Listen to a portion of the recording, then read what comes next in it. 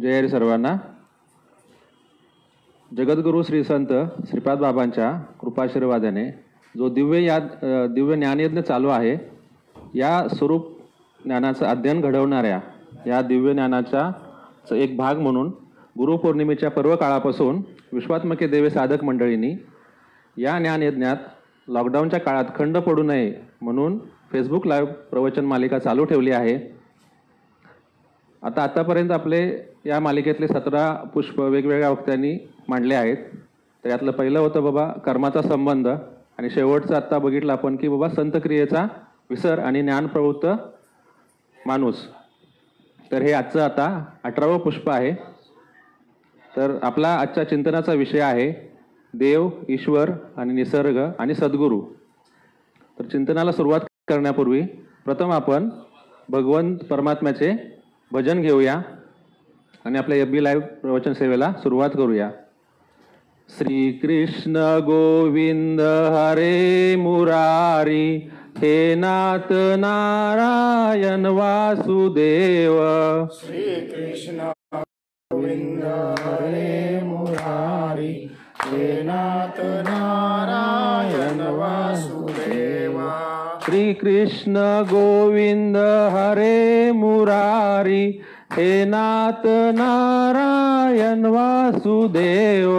श्री कृष्ण गोविंद हरे मुरारी, हे नाथ नारायण वासुदेव. श्री कृष्ण गोविंद हरे मुरारी, हे नाथ नारायण वासुदेव. श्री कृष्ण गोविंद हरे मुरारी, हे नाथ नारायण वासुदेव. श्री कृष्ण नारायण वासुदेव, हे नाथ नारायण वासुदेव. श्री नाथ नारायण वासुदेव, हे नाथ नारायण वासुदेव. श्री कृष्ण गोविंद हरे मुरारी, हे नाथ नारायण वासुदेव. श्री कृष्ण गोविंद हरे मुरारी, हे नाथ नारायण वासुदेव. कुंडली गुरुदेव हरी विठ्ठल. श्री ज्ञानदेव तुकाराम पंढरीनाथ भगवान की जय. माऊली ज्ञानेश्वर महाराज की जय. सच्चिदानंद श्री गुरु की जय. रामदास बाबान की जय. सर्व साधु संतान की जय. चिंतनम श्री गुरुदेव दत्त गोपाल कृष्ण भगवान की जय. चिंतनाला सुरुवात करण्यापूर्वी ज्या महात्म्यांच्या कृपा आशीर्वादाने हा ज्ञानयज्ञ चालू आहे त्यांना आपण प्रथम वंदन करून त्यांचे भजन घेऊयात. ओम श्रीपाद नमो नमः. श्रीपाद नमो नमः. जय जय श्रीपाद नमो नमः. सद्गुरु श्रीपाद नमो नमः. ओम श्रीपाद नमो नमः. श्रीपाद नमो नमः. जय जय श्रीपाद नमो नमः. सद्गुरु श्रीपाद नमो नमः. ओम श्रीपाद नमो नमः. श्रीपाद नमो नमः. जय जय श्रीपाद नमो नमः. सद्गुरु श्रीपाद नमो नमः. ओम श्रीपाद नमो नमः. श्रीपाद नमो नमः. जय जय श्रीपाद नमो नमः. सद्गुरु श्रीपाद नमो नमः.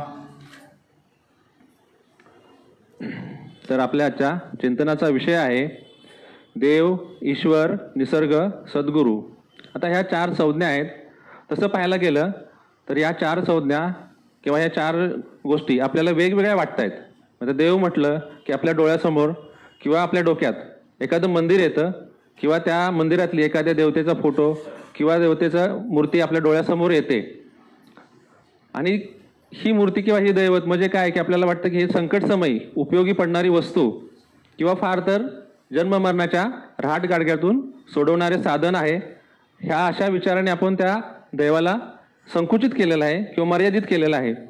आता दुसरं म्हटलं तर ईश्वर. आता ईश्वर म्हणजे तसं ईश्वराबद्दल आपल्याला फारसं असं काही माहीत नसतं किंवा त्याचं काय बाबा आपण ईश्वर म्हटलं की आपल्या डोक्यात किंवा असं डोळ्यासमोर असं काय मूर्ती किंवा फोटो येत नाही.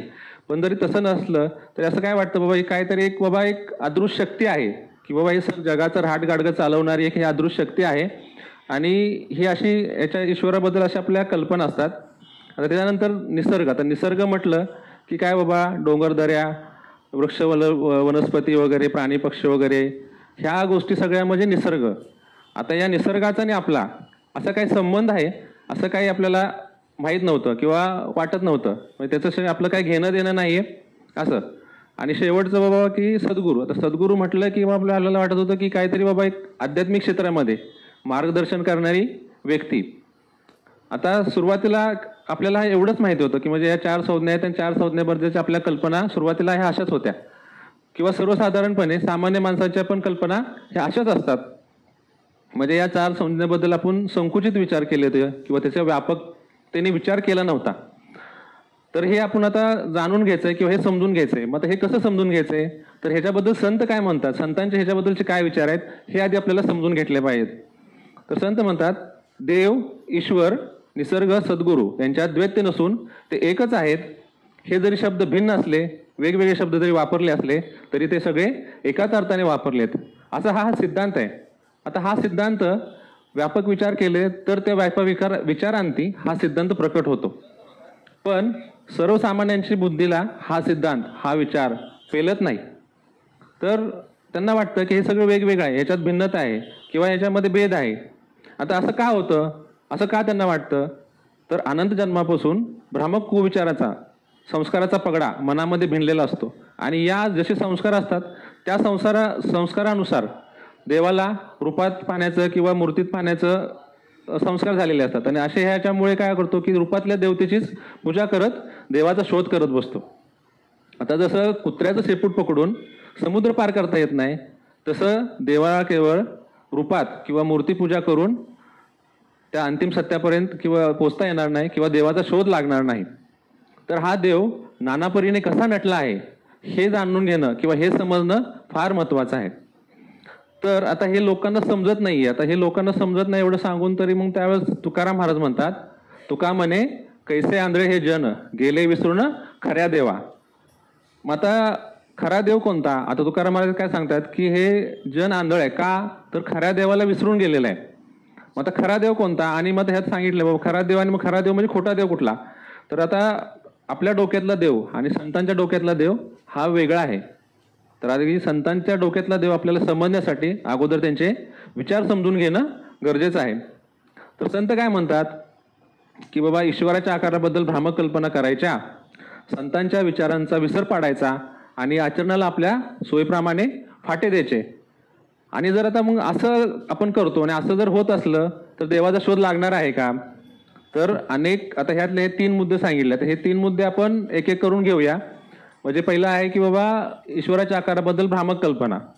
तर आता अनेक जन्मातील संस्कार जे झालेत ते काय झाले, त्या संस्कारानुसार आपण ईश्वराला रूपात किंवा एखाद्या मूर्तीमध्ये किंवा अशा ह्याच्यामध्ये बघायची सवय लागलेली आहे आणि आता ह्या भ्रामक कल्पना आहेत. पण माऊली काय म्हणतात, देवा नाही रूप, देवा नाही नाव, देवा नाही ठाव, कोठे काही. तेच आता बाबा भगवंत पण गीतेतल्या 8व्या अध्यायात सांगतात की बाबा मी निर्गुण निराकार आहे, मला हात पाय नाही आहेत तरी पण हे लोक मला हात पाय लावतात, मला कान नाक डोळे नाही आहेत तरी पण हे लोक मला कान नाक डोळे लावून मला रूपात पाहतात, आकारात पाहतात. मला काही नाव नाहीये तरी पण मला काहीतरी नाव देऊन मला त्या नावाने हाक मारतात. म्हणजे असं असताना बाबा म्हणजे लोकांना तर मग हे असं लोक करतात त्यामुळे भगवंत अशा लोकांना मूर्खच म्हटलेलं आहे. तर बाबा ईश्वराला आकारात नाहीये, त्याला आकारात नसताना त्याला आपण आकारात शोधण्याची काय काय भ्रामक कल्पनेने त्याचा शोध घेतो किंवा आकारात पाहण्यात पाहतो. आता ईश्वर आकाराबद्दल ज्या काही भ्रामक कल्पना आहेत त्या वेगवेगळ्या रूपातल्या आपल्याला आहेत आणि मग त्या वेगवेगळ्या रूपातल्या वेगवेगळ्या आकारातल्या आहेत आणि त्याप्रमाणे आपल्या त्या ह्याच्याप्रमाणे आपण त्या देवाचा शोध घेत बसलोय. पण हा शोध जसा व्यर्थच आहे. तर आता का व्यर्थ म्हटलेला आहे तर बाबा हे आता म्हणजे आता माऊली मग पुढे म्हणतात की बाबा देव देव म्हणून व्यर्थ का हिंडशी, निज देव नेनसी मुळीच कोणी. म्हणजे बाबा काय सांगितलंय की जरा बाबा आता तुम्ही देवाचा शोध करत असं हिंडताय किंवा फिरताय किंवा देवाच्या शोधासाठी आपलं काय तर चाललेलं आहे रणरण फिरायचं. पण जर बाबा निज देवाचा जोपर्यंत शोध लागत नाही तोपर्यंत तुम्हाला देव सापडणार नाहीये. तर असा हा बाबा पहिला. तर दुसरा मुद्दा याच्यामधला आहे की संतांच्या विचारांचा विसर. तर संतांच्या विचारांचा विसर, आता आपल्याला संतांच्या विचारांचा विसर का पडतो? तर आता मागच्या रविवारचं जे आपलं झालं प्रवचन बाबा सुप्रियाताईंनी घेतलेलं, की तो काय त्यात होता की संतांच्या क्रियेचा विसर आणि ज्ञानप्रवृत्त मानव. म्हणजे आता बाबा संत क्रियेचा विसर पडल्यामुळे, आता संत क्रिया काय आहे की बाबा संतांच्या विचारांचा विसर का पडतो? तर बाबा आता संतांच्या विचारांचं बाबा सतत हॅमरिंग होण्यासाठी किंवा म्हणजे आता हे संत विचार असे काही लगेच बाबा ऐकले आणि लगेच पाठ केले किंवा असं लक्षात राहत नाहीत. म्हणून सतत बाबा आपल्याला त्यांचं सद्गुरूंचं सानिध्य पाहिजे, सत्संगाचं आपल्याला हे पाहिजे. आणि सत्संगामध्ये सद्गुरू सानिध्यातून आपल्याला ह्या विचारांचं हॅमरिंग होतं आणि सतत हॅमरिंग झाल्यामुळे हे विचार आपल्या अंतःकरणाला भिडतात. आणि जेव्हा अंतःकरणात भिडतात तेव्हा बाबा एक आपल्याला एक त्या विचारांना प्रतिसाद देण्याचं सामर्थ्य निर्माण होतं. आणि जेव्हा हे सामर्थ्य निर्माण होतं तेव्हाच आपल्याकडून हे आचरण होतं. आता जर आचरण जर होत असलं तर हे संत विचार रुजतात किंवा टिकतात, नाहीतर मग ह्या संतांच्या विचारांचा विसर पडतो. म्हणजे आता बाबा भगवंताने अर्जुनाला गीता सांगितली, आता ती पाठ करून कोण अर्जुन झाला नाही. म्हणजे आता बाबा सांगितली, मग सांगून लगेच त्याच्या लक्षात राहिलं का? तरी पण बाबा युद्धाच्या वेळेस बाबा त्याला बोधाचा विसर व्हायचा. म्हणजे आपल्या भगवद्भाव ग्रंथामध्ये पण एक प्रकरण आहे बोधाचा विसर. आता बोधाचा विसर का व्हायचा? तर बाबा आता बोधाचा विसर म्हणजे काय? तर बाबा आता भगवंताने सांगितली, पण आता अर्जुनाने ऐकल्यानंतर बाबा ते परत आपण ज्यावेळेस म्हणजे ज्यावेळेस तिथं बाबा एखाद्या कुठं ठिकाणी ते अप्लाय करायचं असतं त्यावेळेस बरोबर आपल्याला त्याचा विसर पडतो. पण आता बाबा जर ज्यावेळेस आता अर्जुनाचं काय झालं की बाबा भगवंत म्हणजे सतत बरोबर होते, सानिध्य होतं, त्याच्यामुळं भगवंत बरोबर त्यावेळेस त्याला त्याचे बोधाचा विसर झाला असला तरी त्याला त्यावेळेची आठवण करून द्यायचे आणि त्याच्यामुळे परत तो बोधावरती यायचा. म्हणजे असं बाबा की भगवंताचं सतत सानिध्य किंवा सद्गुरूंचं सानिध्य असलं तर आपल्याला ते जरी आपल्याला विसर पडला बाबा जे विसर पडला तरी पण ते सतत आठवण करून देतात किंवा त्या विचारांचं सतत हॅमरिंग होत असतं. आणि हॅमरिंग होऊनच ते विचार आपल्यात ठसतात किंवा रुजतात. आणि मग ते विचार ठसल्यानंतर रुजल्यानंतर ते आपल्यात आत्मसात करण्याचं आपल्याला सामर्थ्य निर्माण होतं. म्हणून बाबा संतच विचार स्मरण करून देतात. मग आता भगवंताने जसं सांगितलं तसं आचरण केला म्हणून तो अर्जुन ठरला. किंवा मग फक्त आता बाबा संत विचार कसे आहेत की केवळ पाठ करून सांगण्यासाठी किंवा सांगत बसण्यासाठी नाही आहेत, तर ते आपल्या आचरणात कसे येतील याकडे आपलं लक्ष पाहिजे. जर आचरण होत नसेल तर आपल्या सांगण्यात चुकीचा अर्थ किंवा त्याचा चुकीचं विधान निघतं. त्यामुळे आचरणाला फार महत्त्वाचं आहे. आचरण जर होत असलं तर संत विचार हे टिकतात, रुजतात. आता आचरण पण ज्यावेळेस आचरण करायची वेळ येते त्यावेळेस आपल्याला जेव्हा कधी अवघड वाटलं की मग आपण आपल्या सोयीप्रमाणे त्या आचरणाला फाटे देत असतो. तर हा तिसरा मुद्दा आहे, म्हणजे आपल्या सोयीप्रमाणे आचरणाला फाटे द्यायचे. म्हणजे आपल्या सोयीचे असलं तर तेवढं आचरण करायचं आणि जर सोयीचं नसलं की मग त्यावेळेस बरोबर मग काहीतरी कारण सांगायचं, काहीतरी करायचं आणि त्याला आपण फाटे देत असतो. म्हणजे असे हे 3 मुद्दे आहेत. तर आता बाबा काय होतं तर बाबा असे इथं सांगितलंय बाबा की आता ह्या 3 मुद्दे जर आपल्याला ह्याचा घनिष्ठ संबंध जर आपल्याला समजत नसला किंवा आपल्याला जोडता येत नसला, ह्याच्यावर विचार करता येत नसला तर आपल्याला देवाचा शोध लागणार नाही किंवा अंतिम सत्य काय हे सापडणार नाही. मग कधी शोध लागेल, कधी अंतिम सत्य सापडेल? तर बाबा स्वतःच्या आता म्हणजे मूलतः मानवामध्ये एक 2 दोष सांगितलेले आहेत की बाबा एक तर स्वतःच्या अस्तित्वाबद्दल भ्रामक कल्पना, काय तर स्वतःच्या अस्तित्वाबद्दल अपूर्ण ज्ञान. आता हे ज्ञान नसल्यामुळे काय होतं की म्हणजे स्वतःच्या, आणि दुसरा मुद्दा आहे की स्वतःच्या अस्तित्वाबद्दल भ्रामक कल्पना आणि देवाच्या रूपाबद्दल पण भ्रामक कल्पना. असे हे मल आणि आवरण हे 2 दोष मूलतःच आहेत. ह्याच्यामुळे तर हे 2 दोष असल्यामुळे काय होतं की हे देवाचा शोध लागत नाही किंवा अंतिम सत्य सापडत नाही. मग कधी सापडेल? तर बाबा ज्यावेळेस हे भ्रामक कल्पना, स्वतःच्या अस्तित्वाबद्दल ज्या भ्रामक कल्पना आहेत ज्यावेळेस बाद होतील किंवा मी कोण आहे याचा जोपर्यंत आपल्याला शोध लागत नाही किंवा याचा जोपर्यंत आपण शोध घेत नाही तोपर्यंत आपल्याला अंतिम सत्य सापडणार नाहीये. मग अंतिम सत्य सापडण्यासाठी आकार, विचार आणि आचार या 3 गोष्टीचा घनिष्ठ संबंधाचा आपल्याला मेळ घालता आला पाहिजे, याचा संबंधाचा विचार करता आला पाहिजे. आणि ह्याचा जर मेळ बसला तर आपल्याला अंतिम सत्य सापडेल, देव सापडेल. पण आता असं का होतं तर बाबा संतांच्या चरणावर झुकणारे भरपूर आहेत, पण त्यांच्या चरणावर स्थिर होणारे अतिविरळ आणि दुर्मिळ आहेत. आता संतांच्या चरणावर झुकणारे भरपूर आहेत, पण चरणावर झुकणारे आहेत पण बाबा चरणावर स्थिर होणारे. आता स्थिर होणारे म्हणजे त्यांच्या चरणावर स्थिर होणं म्हणजे काय? तर संतांचे चरण म्हणजे काय, तर संतांचे विचार हे त्यांचे चरण आहेत. आता हे चरण बाबा, संतांचे विचार आपल्याला काय आहे, तर बाबा सत्संगात येऊन बाबा सद्गुरूच्या सानिध्यात ते विचार आपल्याला सतत हॅमरिंग होत असतात. त्या विचारांचं आपल्यावरती हॅमरिंग होऊन आपल्याला बाबा सद्गुरूच्या मुखातून बाहेर पडणारं प्रत्येक महावाक्य हे महावाक्यच असतं. आता ते त्याचं आपल्याला सतत त्याचा हॅमरिंग झालं तर बाबा त्यांच्यात मग ते विचार आपल्यात रुजतात आणि मग संतांच्या चरणावर स्थिर होऊन आपण ते विचार समजावून घेतले तर ते विचार आपल्या स्थिर होतात. आणि हे विचार आपल्या स्थिर करून विरळ आणि अति दुर्मिळ यात आपल्याला सहभागी व्हायचे. यासाठी सत्संगात सद्गुरूच्या सानिध्यात ह्या विचारांचं मनपूर्वक आणि श्रद्धेने श्रवण झालं पाहिजे. असं श्रवण झालं तर मग ते विचार आपल्याकडे आचरणाकडे आपल्याला म्हणजे घेऊन जातात. तर असा आपला बाबा हा विषय आहे की बाबा आता आपला काय विषय चाललेला, तर ईश्वराच्या आकाराबद्दल भ्रामक कल्पना, संतांच्या विचारांचा विसर आणि आचरणाला आपल्या सोयीप्रमाणे फाटे. तर आता ह्या ज्या ईश्वराच्या आकाराबद्दलच्या काही भ्रामक कल्पना आहेत त्या संत विचारांनी बाद करून परमात्मा स्वरूप बाबांच्याकडून समजून घ्यायचं आहे. आता हे परमात्मा स्वरूप बाबांच्याकडून समजून घेतलं तर बाबा त्यासाठी काय करायचं बाबा, संतांच्या विचारांनी म्हणजे संतांच्या विचारांचा बाबांसारख्या महात्म्यांच्याकडून गुरु परंपरेतील श्रेष्ठ सद्गुरूंच्याकडून त्या संतांच्या विचारांचा गर्भितार्थ समजून घ्यायचा आहे.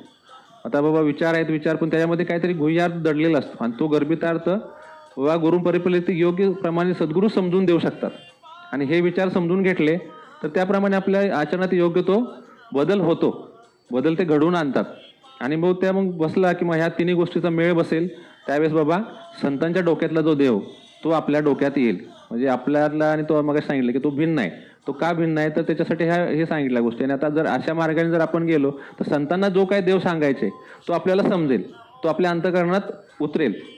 तर असं बाबा ह्या गुरु परंपरेचे योग्य महात्म्यांना आपण जेव्हा शरण जाऊ तेव्हाच देवाचा शोध लागतोय आणि ते बाबा संतांना जो देव सांगायचा तो देव आपल्याला समजेल. तर याच देवाबद्दल संत बोलत असतात किंवा याच देवाचं भजन करायला सांगतात. म्हणून ज्ञानदेव म्हणे भजा आत्मदेवा अखंडित सेवा करा त्याची. आता बघा यात बाबा माऊलीने काय सांगितलंय, कुठल्या देवाचं भजन करायला सांगितलंय, तर बाबा 33 कोटी दैवत आहेत. म्हणजे आता त्यांची संख्या 81 कोटी 1.25 लाख झाली. म्हणजे जशी जगाची लोकसंख्या वाढायला लागली तशी बाबा या दैवतांची पण संख्या वाढली. पण यापैकी एकाही देवतेचं नाव माऊलीने घेतलेलं नाहीये. तर माऊली काय म्हणतात, ज्ञानदेव म्हणे भजा आत्मदेवा, म्हणजे आत्मदेवाचं भजन करायला सांगितले. म्हणजे आपल्या हृदयास्थित असलेल्या आत्मरूप गणेशाचं पूजन भजन करायला संत सांगतात. संत सद्गुरू अनुग्रहाच्या माध्यमातून या आत्मरूप गणेशाचं आपलं अनंत जन्मापासून तुटलेलं नातं पुन्हा प्रस्थापित करतात आणि या देवाचं स्वरूप सांगून आपल्या हृदयात त्याचं अधिष्ठान निर्माण करतात. आता या परमात्म्याचं भजन कसं करायचं याची रीत देखील शिकवतात. या रीतीने जर आपण भजन करत असू तर मग आपल्याला आपण कोण आहोत याचा शोध होईल. म्हणजे हा शोध म्हणजेच बाबा आत्मशोध होय. आता या रीतीने बाबा असंच आपल्याला आत्मशोध झाला त्याच्यानंतर बाबा सतत जर आपण कास धरली तर त्यांच्या विचारांचं सतत हॅमरिंग होऊन गुरुगुह्य ज्ञानाचा महिमा जाणता येतो. आणि हा गुरुगुह्य ज्ञानाचा महिमा जाणणं म्हणजेच आत्मबोध होय. तर बाबा सद्गुरू पुढे प्रबोधाच्या माध्यमातून नामाचा बोध करतात, परेच्या पलीकडचा बोध करतात. जसा हा परमात्मा आपल्या हृदयात स्थित आहे तसा तो बाहेर सुद्धा त्याच व्यापकतेने आहे. जसा आत आहे तसा तो बाहेर सुद्धा आहे. हा आपल्यापुरता मर्यादित नसून हा चराचरात भरून उरलेला आहे. म्हणूनच तुकाराम महाराज म्हणतात, आत हरी बाहेर हरी, हरीने घरी कोण दिले. म्हणजे अशा ह्या स्वरूप ज्ञानावर, ह्या स्वरूप ज्ञानाच्या विचारावरती सद्गुरू आपल्याला स्थित करतात. आणि ज्यावेळेस आपण बाबा सद्गुरूंना अनन्य शरण जातो त्यावेळेस आपलं आत्मकल्याण होतं. असं आत्मकल्याणानंतर बाबा हा अनुभव आपल्याला देऊन या अनुभवावरती, ह्या विचारावरती सद्गुरू आपल्याला स्थिर करतात आणि नंतर मग आपल्याकडून विश्वकल्याणाच्या कार्याला म्हणजे आपल्याकडून करून घेतात. तर आता हे सांगितलं बाबा 3-4 मुद्दे आहेत बाबा, म्हणजे आत्मशोध, आत्मबोध, आत्मकल्याण आणि विश्वकल्याण. ह्या एक पायऱ्या आहेत, ह्या एका पाठोपाठ एक अशा पायऱ्या आहेत. आणि अशा ह्या मार्गाने जर आपलं मार्गक्रमण होत असले, ह्या क्रमाने जर आपलं मार्गक्रमण होत असलं आणि जर भगवंताच्या इच्छेप्रमाणे आपण वागत असू तर आपण भगवंताला प्रिय असतो. म्हणजे आता भगवंताला प्रिय कधी असतो तर बाबा हरिपाठात माऊली सांगतात की बहुत सुकृताची जोडी म्हणून विठ्ठले आवडी. म्हणजे तेच आता बाबा आपल्या मागच्या एका प्रवचनामध्ये विषय झाला की म्हणजे भगवंत कृपा आणि सद्गुरू कृपा. तर कॅप्टन भाऊने हे घेतलेलं प्रवचन ह्याच्यामध्ये सांगितलं म्हणजे अगोदर कोणाची, भगवंताची कृपा. भगवंत कृपा असली तर मग आपल्याला बाबा योग्य आपल्या अशा सद्गुरूंच्याकडे ते पाठवतात. मग त्याच्यानंतर बाबा सद्गुरू कृपा होत असते. जर असं जर आपलं झालं तर बाबा योग्य मार्गाने आपण जात असू आणि जर बाबा ईश्वराच्या इच्छेप्रमाणे आपण जर वागत असू तर मग आपल्याला सद्गुरू आपल्या जीवनरथाचे सारथी बनून आपल्याला दूषित व निंद गोष्टीचा नाश करत असतात आणि आपल्याला सत्य स्वरूपात प्रवेश देणाऱ्या सद्गुणांचं रोपण करत असतात, त्यांचं रक्षण करत असतात. म्हणजे बघा काय होतंय की बाबा सद्गुरू आपल्या जीवनरथाचे सारथी झाले की आपल्याला मग आपल्या म्हणजे मार्गक्रमणासाठी किंवा आपल्याला या क्लेश देणाऱ्या दूषित व निंद गोष्टी असतात ते बाद करतात. त्या बाद करून त्या आपल्याला बाबा सत्य स्वरूपात प्रवेश देणाऱ्या सद्गुणांचं रोपण करत असतात आणि त्या गुणांचं रक्षण देखील करत असतात. आपल्याला प्रत्यक्षाने सावध करत असतात. बाबा कुठे काय धोक्याचं वळण आहे, कुठे काय हे आहेत खाच खळगे आहेत, यापासून बाबा ह्या कुठल्या उपाधीमध्ये न अडकता बाबा आपल्याला योग्य असं मार्गदर्शन करत आपल्याला ते पुढे पुढे घेऊन चाललेले असतात. म्हणजे जोपर्यंत आपल्याला सद्गुरू आपल्या जीवनरथाचे सारथी होत नाहीत तोपर्यंत आपण लाख वेळा जरी प्रयत्न केला की आपण बाबा मोठा भक्त आहे आणि लाख वेळा डोळे बंद करून जरी आपण प्रयत्न केला तरी आपण या प्रकृतीच्या द्वंद्वातून सहजासहजी पुढे जाऊ शकत नाही, जाताच येत नाही. म्हणजे प्रकृतीचं द्वंद्व एवढं हे आहे म्हणजे म्हटलेलं आहे ना, म्हणजे आता ह्या प्रकृतीच्या द्वंद्वात आता म्हणजे सहज एवढा पण अडकलेला आहे. त्यातून जर बाहेर पडायचं असलं तर हा एकच मार्ग आहे. आपल्या मनाने जर आपण गेलो, मनोमार्गे गेलो तर तिथंच चुकणार आहे. त्याच्यामुळे बाबा ह्या सद्गुरूच्या आश्रयाखालीच आपल्याला असं जर मार्गक्रमण आपलं जर होत असलं तरच बाबा सद्गुरू आपल्या आत्म्याशी तद्रूप होऊन उभे राहतात आणि आपल्याला सतत योग्य मार्गदर्शन होत असतं. आता हे योग्य मार्गदर्शन करण्यासाठी कधी ओंजार नसतं, कधी गोंजार नसतं किंवा वेळप्रसंगी फटकारे सुद्धा असतात. म्हणजे कौतुकाचे शब्द असतात जर व्यवस्थित असलं तर, आणि जर बाबा कधी काय चुकत असलं तर फटकारे सुद्धा देतात. आता या फटकाऱ्यांचा जर आपल्याला राग येत असला किंवा आपल्याला जर वाईट वाटत असलं तर यात आपलं नुकसानच आहे, हानीच आहे. म्हणजे बाबा तिथं संत गाडगे बाबा होते. आता ते येणाऱ्या दर्शन घेणाऱ्या माणसं डोक्यात टोमणा मारायचे, पण ज्यांना त्या टोमण्याबद्दल राग आला त्यांचं नुकसान झालं, पण ज्यांनी त्यांचा टोमणा लावून घेतला त्यांचं कल्याण झालं. म्हणजे हा बाबा संतांचे फटकारे किंवा टोमणे आपल्याला लावून घेता आले पाहिजे. बाबा ह्याचं माझं कल्याण आहे असा जर आपल्याला भाव झाला तर त्याचं काही कल्याण झाल्याशिवाय राहणार नाहीये. म्हणजे बाबा आता एखादं आपण बघतो घरात, म्हणजे बाबा काय एखादं मूल चुकत असलं तर आई त्याला फटकारते, काय फटके मारते, काहीतरी दोन हे करते.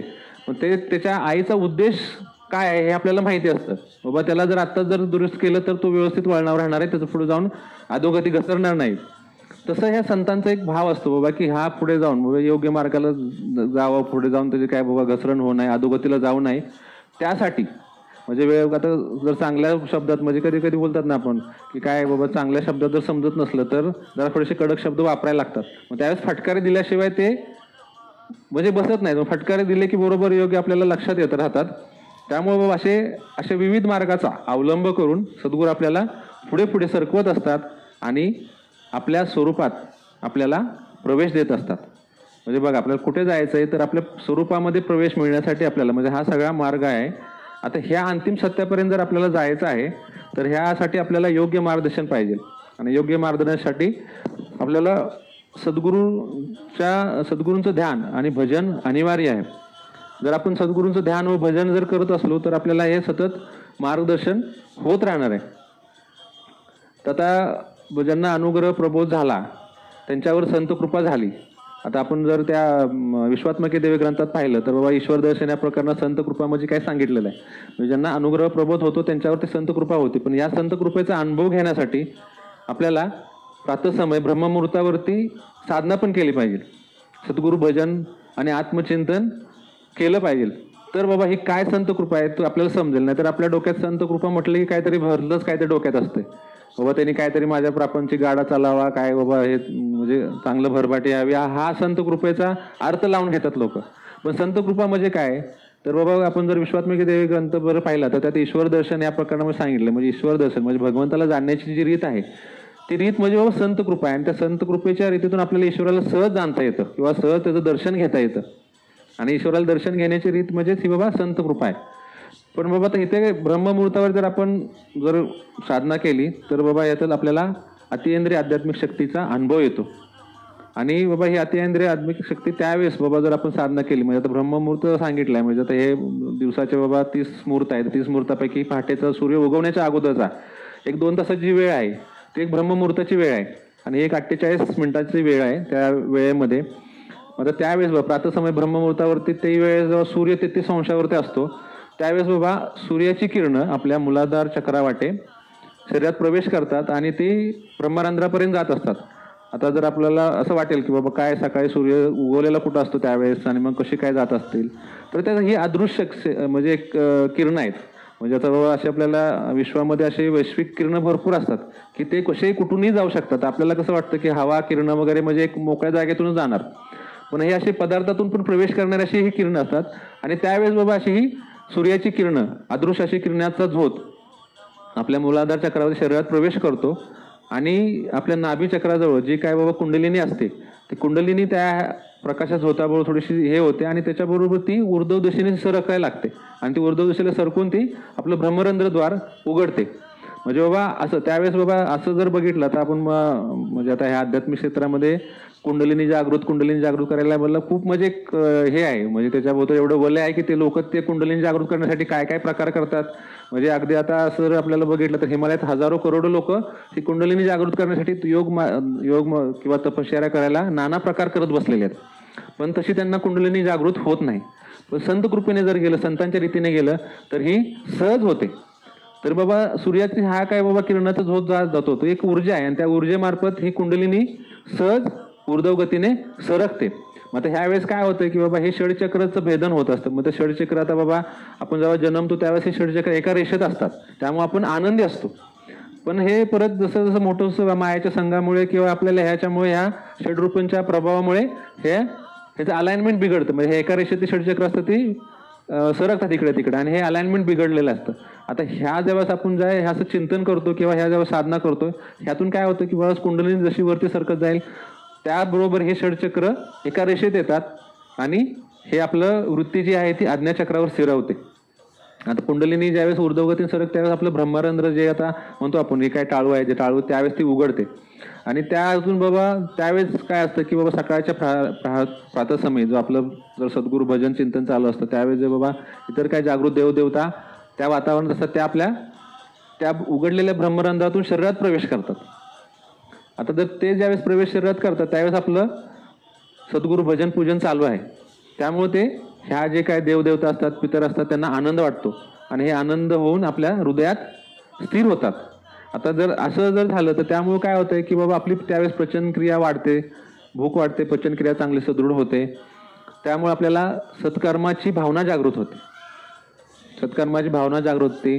या जीवसृष्टीबद्दल वनस्पतीबद्दल आपल्याला प्रेम वाढू लागते आणि पसायदाने जसं माऊलीने सांगितलंय बाबा की जे खळ्यांचे व्यंकटी सांडो त्या सत्कर्मी रती वाढो भूता परस्पडे पडो मैत्र जीवांची.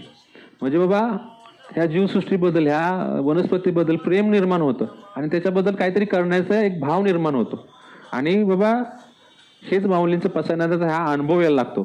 म्हणजे बाबा निसर्गाबद्दल काय करायचं तर बाबा ह्या जीव वनस्पतीबद्दल ह्या निसर्ग संवर्धन करून त्याला जतन करायचा एक भाव निर्माण होतो.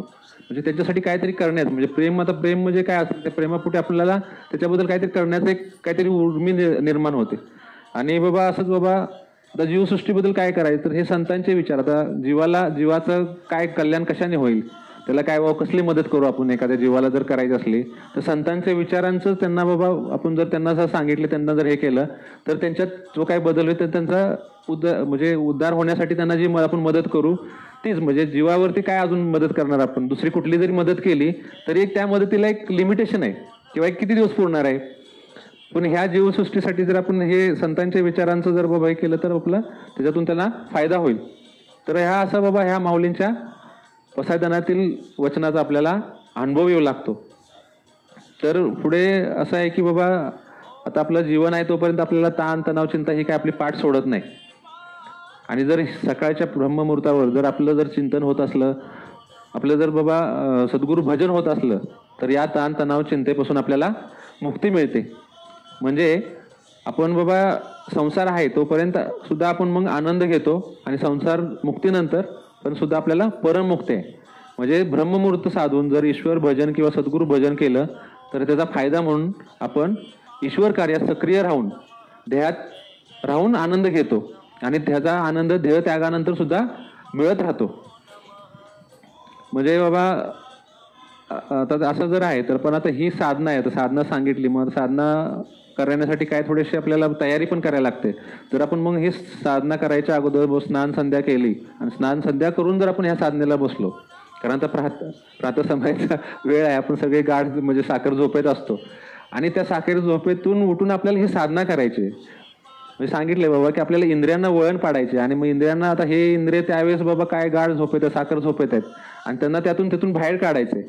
मग त्यावेळेस थोडंसं मग आपल्याला थोडंसं फ्रेश होण्यासाठी जर स्नान संध्या केली तर आपण जरा जाग होऊ, नाही तर बाबा आपण त्या आहेतच जर बाबा उठलोय आणि बाबा काहीतरी करून भजनाला बसलोय, चिंतन करलोय, तर ते आपल्या अजून म्हणजे झोप गेलेली नसते आणि तो सकाळची वेळ आहे, त्यावेळेस जरा झोपेला जास्तच आपल्याला म्हणजे एकदम गाढ झोप लागत असते. त्याच्यामुळे त्यातून जर आपल्याला हे करायचं असलं तर ही स्नान संध्या जर करून जर आपण ही साधना केली तर याचा परिणाम जलद होतो आणि याचा उपयोग करून आपल्याला ब्रह्मात सहज विलीन होता येतं. तर आता ही साधना सांगितलं, तर ह्या साधनेबरोबर दान हे झालं पाहिजे. तर आता दान झालं पाहिजे, पण आता कसं आहे बाबा, तर दान सांगताना आता सर्वश्रेष्ठ दान तर बाबा सद्गुरूंना सर्वस्वी समर्पण होणं हे सर्वश्रेष्ठ दान सांगितलेलं.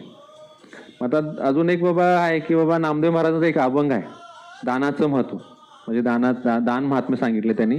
त्याच्यामध्ये ते म्हणतात, जे वृक्ष लावती सर्व काळ तयावरी शास्त्राचा झाल्लोळ. म्हणजे शास्त्र त्याला प्रसन्न होतं.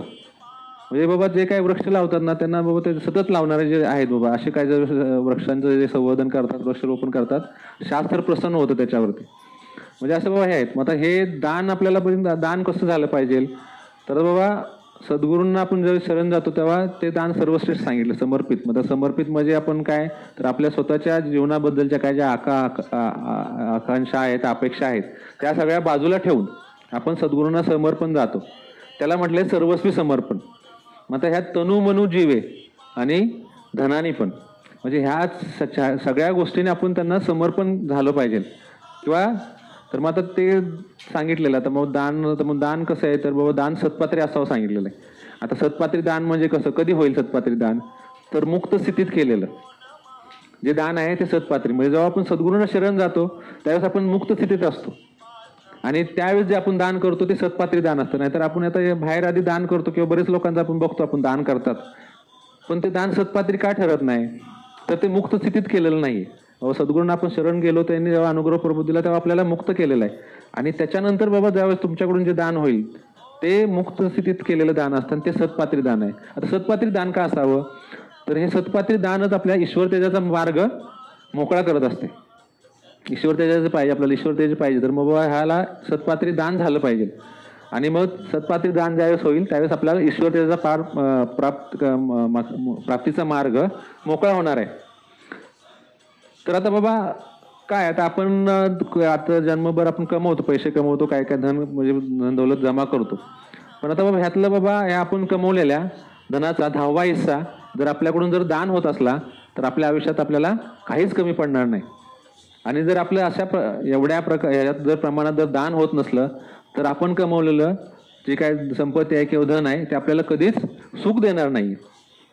म्हणजे बाबा कमवले, भरपूर कमवल्यात, बरेच जण आपण बघतो किंवा कमवतात पण कधी काय कोणाला दान द्यायची किंवा कोणाला काय मदत करण्याची हे नसते. पण त्यांच्याकडे काय बाबा म्हणजे पैसा भरपूर आहे पण सुख नसते. पण बाबा गरीब माणसाचं कसं असतं बाबा की काय कोण आहे तर बाबा एखादा कोण आला तरी बाबा दारात तर लगेच बाबा त्यातले आपल्या ताटातली अर्धी भाकरी काढून देणे त्यांच्यात लगेच म्हणजे दानच असते आणि त्यामुळे ते सुखी असतात. पण एखादा मोठा आहे, श्रीमंत भरपूर आहे, पण एखादा भिकारी आला तर लगेच त्याला हाडहाड करून हाकलून लावणार. म्हणजे दानाची त्यांच्यात म्हणजे एक दानतच नसते.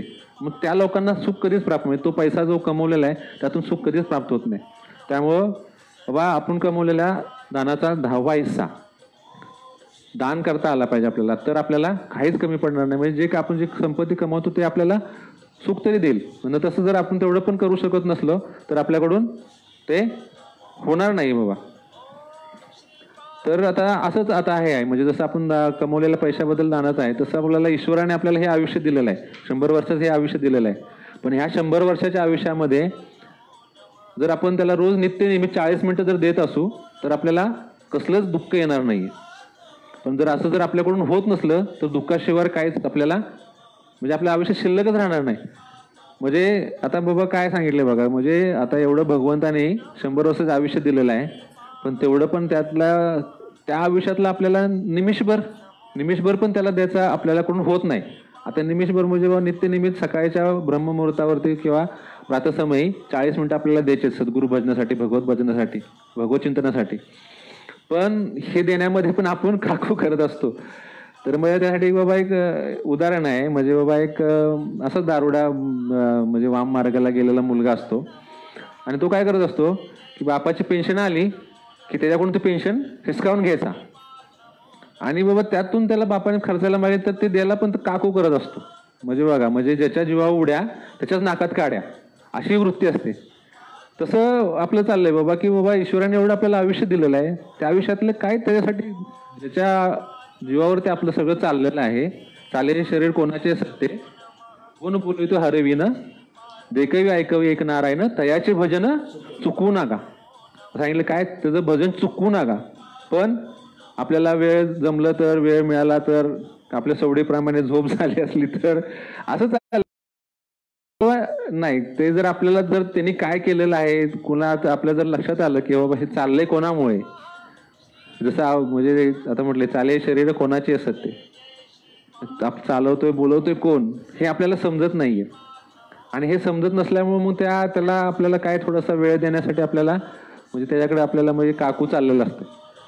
तर जसं त्या बाबा आता मुलाचं उदाहरण बघितलं तसं खूप वाईट वाटतंय ना. म्हणजे बाबा की बापाची पेन्शन हिसकून, मग त्याच्यात आपल्याला लगेच समजते की आता ज्याच्यापासून जो आपलं पोट भरतोय त्याच्याकडचीच आपलं पेन्शन सगळी हिसकावून घेऊन आपण ते आणि काय त्या पेन्शन घेऊन ते पैसे घेऊन त्यांनी काय केलं असेल, म्हणजे त्याचा दारुड आहे, मार्गाला गेलाय, म्हणजे त्याचा तो उपयोग.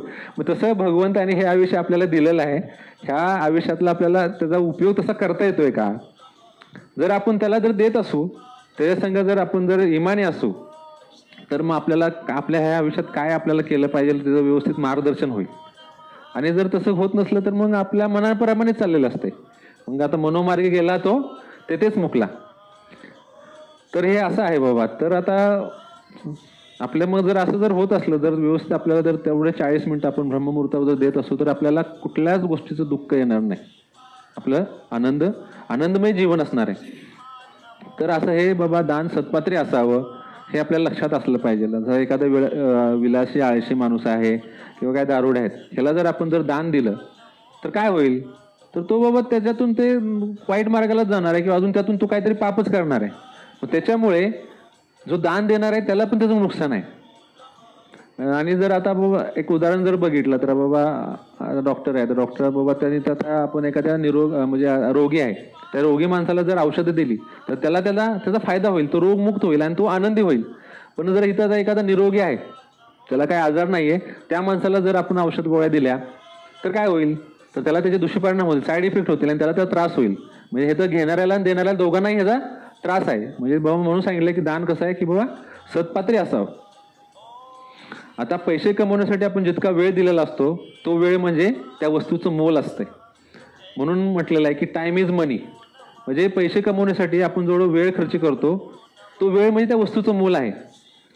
आणि बाबा त्या वेळेत मग आपल्याला मग ही वेळ आपल्याला कुठेच बाबा कुठल्या जगातल्या सुपर मार्केटमध्ये किंवा कुठेच आपल्याला ही वेळ मिळत नाही. पण भगवंताने आपल्याला ती वेळ मोफत दिलेली आहे. आता मोफत का दिलेली आहे हे समजत नाहीये. म्हणजे आता मोफत बाबा आता ह्या मोफत मिळाल्यामुळे त्याचं महत्व कळत नाही. आणि मग मोफत मिळालेलं मग त्या वेळेचा सदुपयोग करता येत नाही. आणि म्हणून मग आपलं काहीतरी करत बसायचं टाइमपास म्हणून, हे करायचं ते करायचं. तर हे म्हणजे कसं आहे की ते हलवून पाचर काढणाऱ्या माकडासारखा प्रकार आहे. म्हणजे बाबा आता हे काय करते, तर बाबा एक लाकूड तोडा असतोय आणि तो बाबा असं लाकूड तोडत असतो आणि आता दुपारची वेळ झाली, जेवणाची वेळ झाली आहे, म्हणून बाबा काय करायचं, आता सुट्टी करायची तर अर्ध लाकूड तोडलेलं आहे, फाकळलेलं आहे बाबा, ते परत हे होऊ नये म्हणून ते त्याच्यामध्ये बाबा पाचर ठोकतो आणि पाचर ठोकून निघून जातो. आता हे वरती झाडावरती एक माकड बसलेलं असतंय, ते बघत असतंय काय ते चाललंय याचं. मग ते माकडाचं कसं असतं की ते बघून तसं काहीतरी करायचं. मग असं म्हणून ते झाडावरून उतरतं आणि येते लवणक्यावर बसतं आणि ते पाचर हलवत बसते. हलवून थोड्या वेळाने ते पाचर निघते. जसं पाचर निघालं तर तसं त्याचा शेपूट त्यात अडकून बसतोय. आता झाली का पंचायत. म्हणजे आता शेपूट अडकून बसली, त्याच्यामुळे झड पडून जाता येत नाही, शेपूट निघत नाही, आणि काहीच नाही. म्हणजे आता काही आता बाबा चांगलं मुक्त होतं, चांगलं मजेत होतं, पण काय गरज होती का? आता काहीतरी कुटाणा करत बसायचं म्हणून आपलं आलं आणि बसले पाचर हलवत आणि बसलं अडकून. आता थोड्या वेळाने तो लाकूड तोड्या आला, तर मग लाकूड तोड्या काय आता त्याला काय असं सोडेल का? एक तर त्याचं काम वाढवलं. आता बाबा पाचर कशासाठी ठोकलेलं लाकूड तोड्याने, की आल्यानंतर बाबा आपल्याला काही त्रास होऊ नये, आहे ते लाकूड निम फोडलेलं पुढचं लाकूड फोडायला सोपं जावं म्हणून त्यांनी पाचर ठोकली. आता हेच पाचर त्या माकडाने काढली, त्याच्यामुळे त्याचं डोकं फिरलं आणि मग त्यांनी त्या माकडाला चोपला आणि दिलं फेकून. म्हणजे बघा आता, म्हणजे यातून काय सांगायचं होतं की बाबा काही गरज नसताना म्हणजे की मुक्त होतं, पण आता म्हणजे गरज नसताना असं काहीतरी कुटाणा केल्यामुळं बद्ध झालं. म्हणजे मुक्त होता परे बळे झाला बद्ध, घेऊन ये छंद माझे माझे. आता इथं माझे माझे छंद पण घेतले नाहीत बरं का. काय तर माकडाला काय तिथं काय त्याचं काही घेणं देणं नव्हतं, तरी पण म्हणजे असले काहीतरी कुटाणा, असलं काहीतरी आपल्याकडून कर्म होतं किंवा असले काहीतरी आपण धंदे उद्योगधंदे करतो आणि जे काय आपल्याला बाबा मुक्त होतं त्यामुळे आपण अजूनच अडकतो. म्हणजे हे कसं आहे की बाबा आगीतून उठून फुफाट्यात जाण्यासारखा प्रकार आहे. तर आता ही भगवंताने वेळ आपल्याला कशासाठी दिलेली आहे, जर ह्याचं समजलं, महत्व समजलं, तर आपण ह्या वेळेला दुरुपयोग करणार नाही, त्याचा सदुपयोग, त्याचा सत्कार लागेल कुठे त्याचा आपण बघणार आहे. तर हे वेळ भगवंताने आपल्याला पैसा कमवण्यासाठी दिलेली आहे. आता या वेळेत जर आपण जर काय पैसा कमवतो, त्या पैशाचा काही भाग जर आपण परमार्थासाठी, विश्वकल्याणासाठी जर खर्च करत असू, तर त्यावेळेचं भगवत भजनात रूपांतर होतं. तर आता परमार्थासाठी किंवा विश्वकल्याणासाठी म्हणजे कुठे, तर बाबा ह्या निसर्ग संवर्धनासाठी किंवा आपण जे काय आपल्या बाबांच्या विचारांतून जे काय ग्रंथाची निर्मिती झालेली आहे याचा प्रसारासाठी आपण जर हा पैसा खर्च करत असू, तर तो परमार्थासाठी किंवा विश्वकल्याणासाठी खर्च होणार आहे. नाहीतर बाबा कुठेही खर्च करून असं नाही चालणार. तर आपण जो पैसा कमवतोय त्या पैशातला काही भाग जर आपण परमार्थासाठी किंवा विश्वकल्याणासाठी खर्च करत असू, तर त्या वेळेचं भगवत भजनात रूपांतर होतं. तर आपला काय विषय चालला होता की हा भगवंत जसा आपल्याच हृदयात स्थित आहे, तसा आत आहे, तसा तो बाहेर पण त्याच व्यापकतेने आहे. आणि या देवाचं व्यापक रूप यालाच ईश्वर म्हटलेलं आहे. म्हणजे असा हा व्यापक ईश्वर कसा आहे हे सांगताना नाथ महाराज म्हणतात, जे जे दिसे ते ते हरिरूप. आणि माऊली म्हणतात, हरी दिसे जनिवनी आत्मतत्वी. आता हा हरी जनात आहे, वनात आहे, हा प्रत्येक वस्तूमध्ये आहे, नवे नवे हा प्रत्येक वस्तूमध्ये आहे, पण नवे नवे हा प्रत्येक वस्तू तोच होऊन राहिलेला आहे. जे आहे जे नाही, जे दिसतंय जे दिसत नाही, जे जाणवते जे जाणवत नाही, तो ईश्वरच आहे. त्याला पाहण्याची, त्याला जाणण्याची रीत हे संत महात्मे सांगत असतात. आणि ही रीत म्हणजेच दिव्यदृष्टी आहे. आता दिव्यदृष्टी म्हटलं की आपल्या डोक्यात काहीतरी वेगळ्याच कल्पना असतात. शास्त्रातले शब्द हे कसे फसवे आहेत आणि त्यामुळे आपण त्याच्याबद्दल काहीतरी एक भ्रामक कल्पना करतो आणि त्याच्याबद्दल काहीतरी वेगळाच अर्थ लावतो. म्हणजे आता भगवंताला म्हणजे भगवंत अर्जुनाला काय सांगतायत हे समजत नव्हतं. त्यावेळेस बाबा भगवंताने अर्जुनाला दिव्यदृष्टी दिली. आपण एवढ्यावरून आपल्याला वाटतं आता भगवंतानी काय दिलं हे समजत नाही, मग आपल्याला वाटतं की काहीतरी भगवंतानी चमत्कार केला असेल, अर्जुनाच्या डोक्यावर हात ठेवून काहीतरी बाबा शक्ती संक्रमित केली आणि मग त्याला झगझगीत प्रकाश पडला आणि मग अर्जुनाला सगळं समजू लागलं. म्हणजे अशी आपली बाबा दिव्यदृष्टीबद्दलची कल्पना. पण दिव्यदृष्टी म्हणजे नक्की काय असतं? मग जर असतं तर बाबा भगवंताला म्हणजे भगवद्गीता सांगायला लागली असते का? जर बाबा दिव्यदृष्टी जर अशी सहजासहजी जर प्रदान करता आली असते डोक्यावर हात ठेवून किंवा असं काही चमत्कार करून, तर मग भगवद्गीता सांगायला लागली असते का? किंवा बाबाने आपल्यासाठी बाबा हे तुम्ही संत बाबा विश्वात्मके देवे, सिद्धांत संग्रह, भगवत भाव आणि आगामी येणारा बाबा भगवतो सेतू हे ग्रंथ तयार करायला लागले असते का?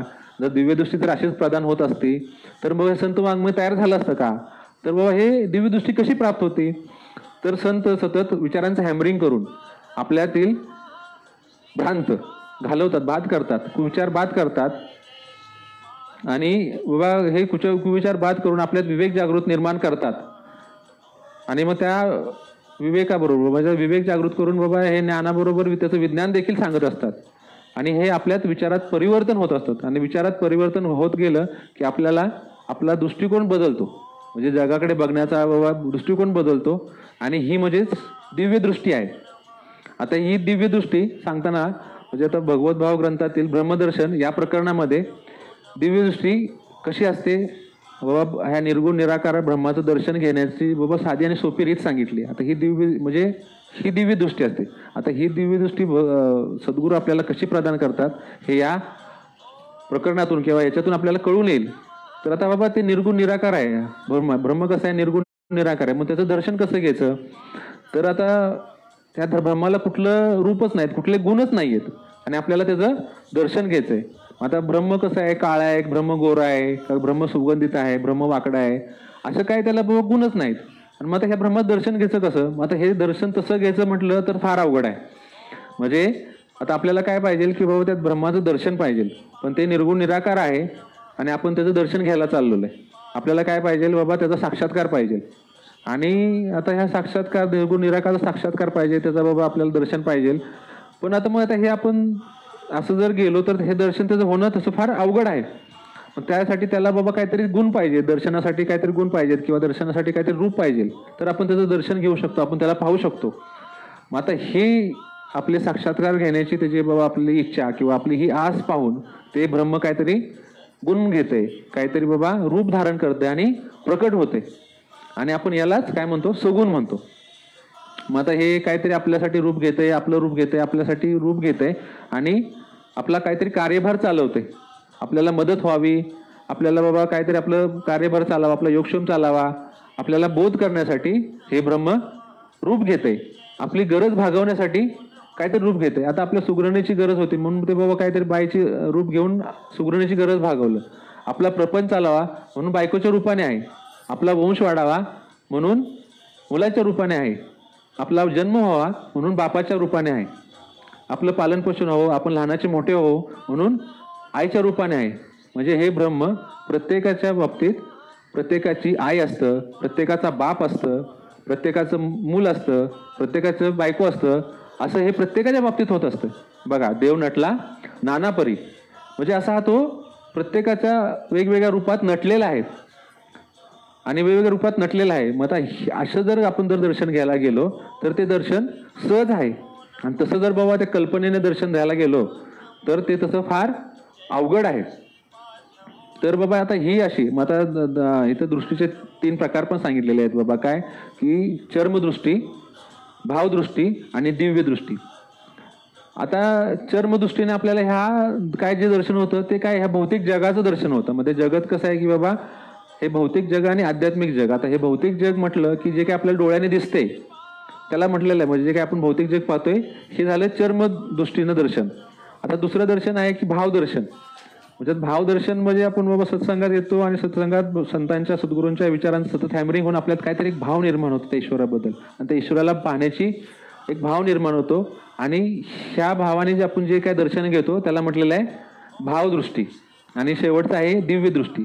आता दिव्य दृष्टी म्हणजे काय की सद्गुरू आपल्या सतत विचाराचं हॅमरिंग करून आपल्यातील जे काय भ्रांत असते ती भ्रांत घालवतात आणि आपल्या म्हणजे बघण्याचा दृष्टिकोन बदलतात. आणि हा म्हणजे ही दिव्य दृष्टी आहे. आता ही दिव्य दृष्टी सद्गुरू आपल्याला अशी प्रदान करत असतात आणि त्यामुळे आपल्याला ह्या ब्रह्माचं दर्शन घेण्याची रीत समजते. ह्या रीतीने गेलं तर सहज दर्शन होतं आणि जर ही रीत ह्या रीतीने गेलं तर अगदी चर्मचक्षुने आपण त्याचं दर्शन घेऊ शकतो.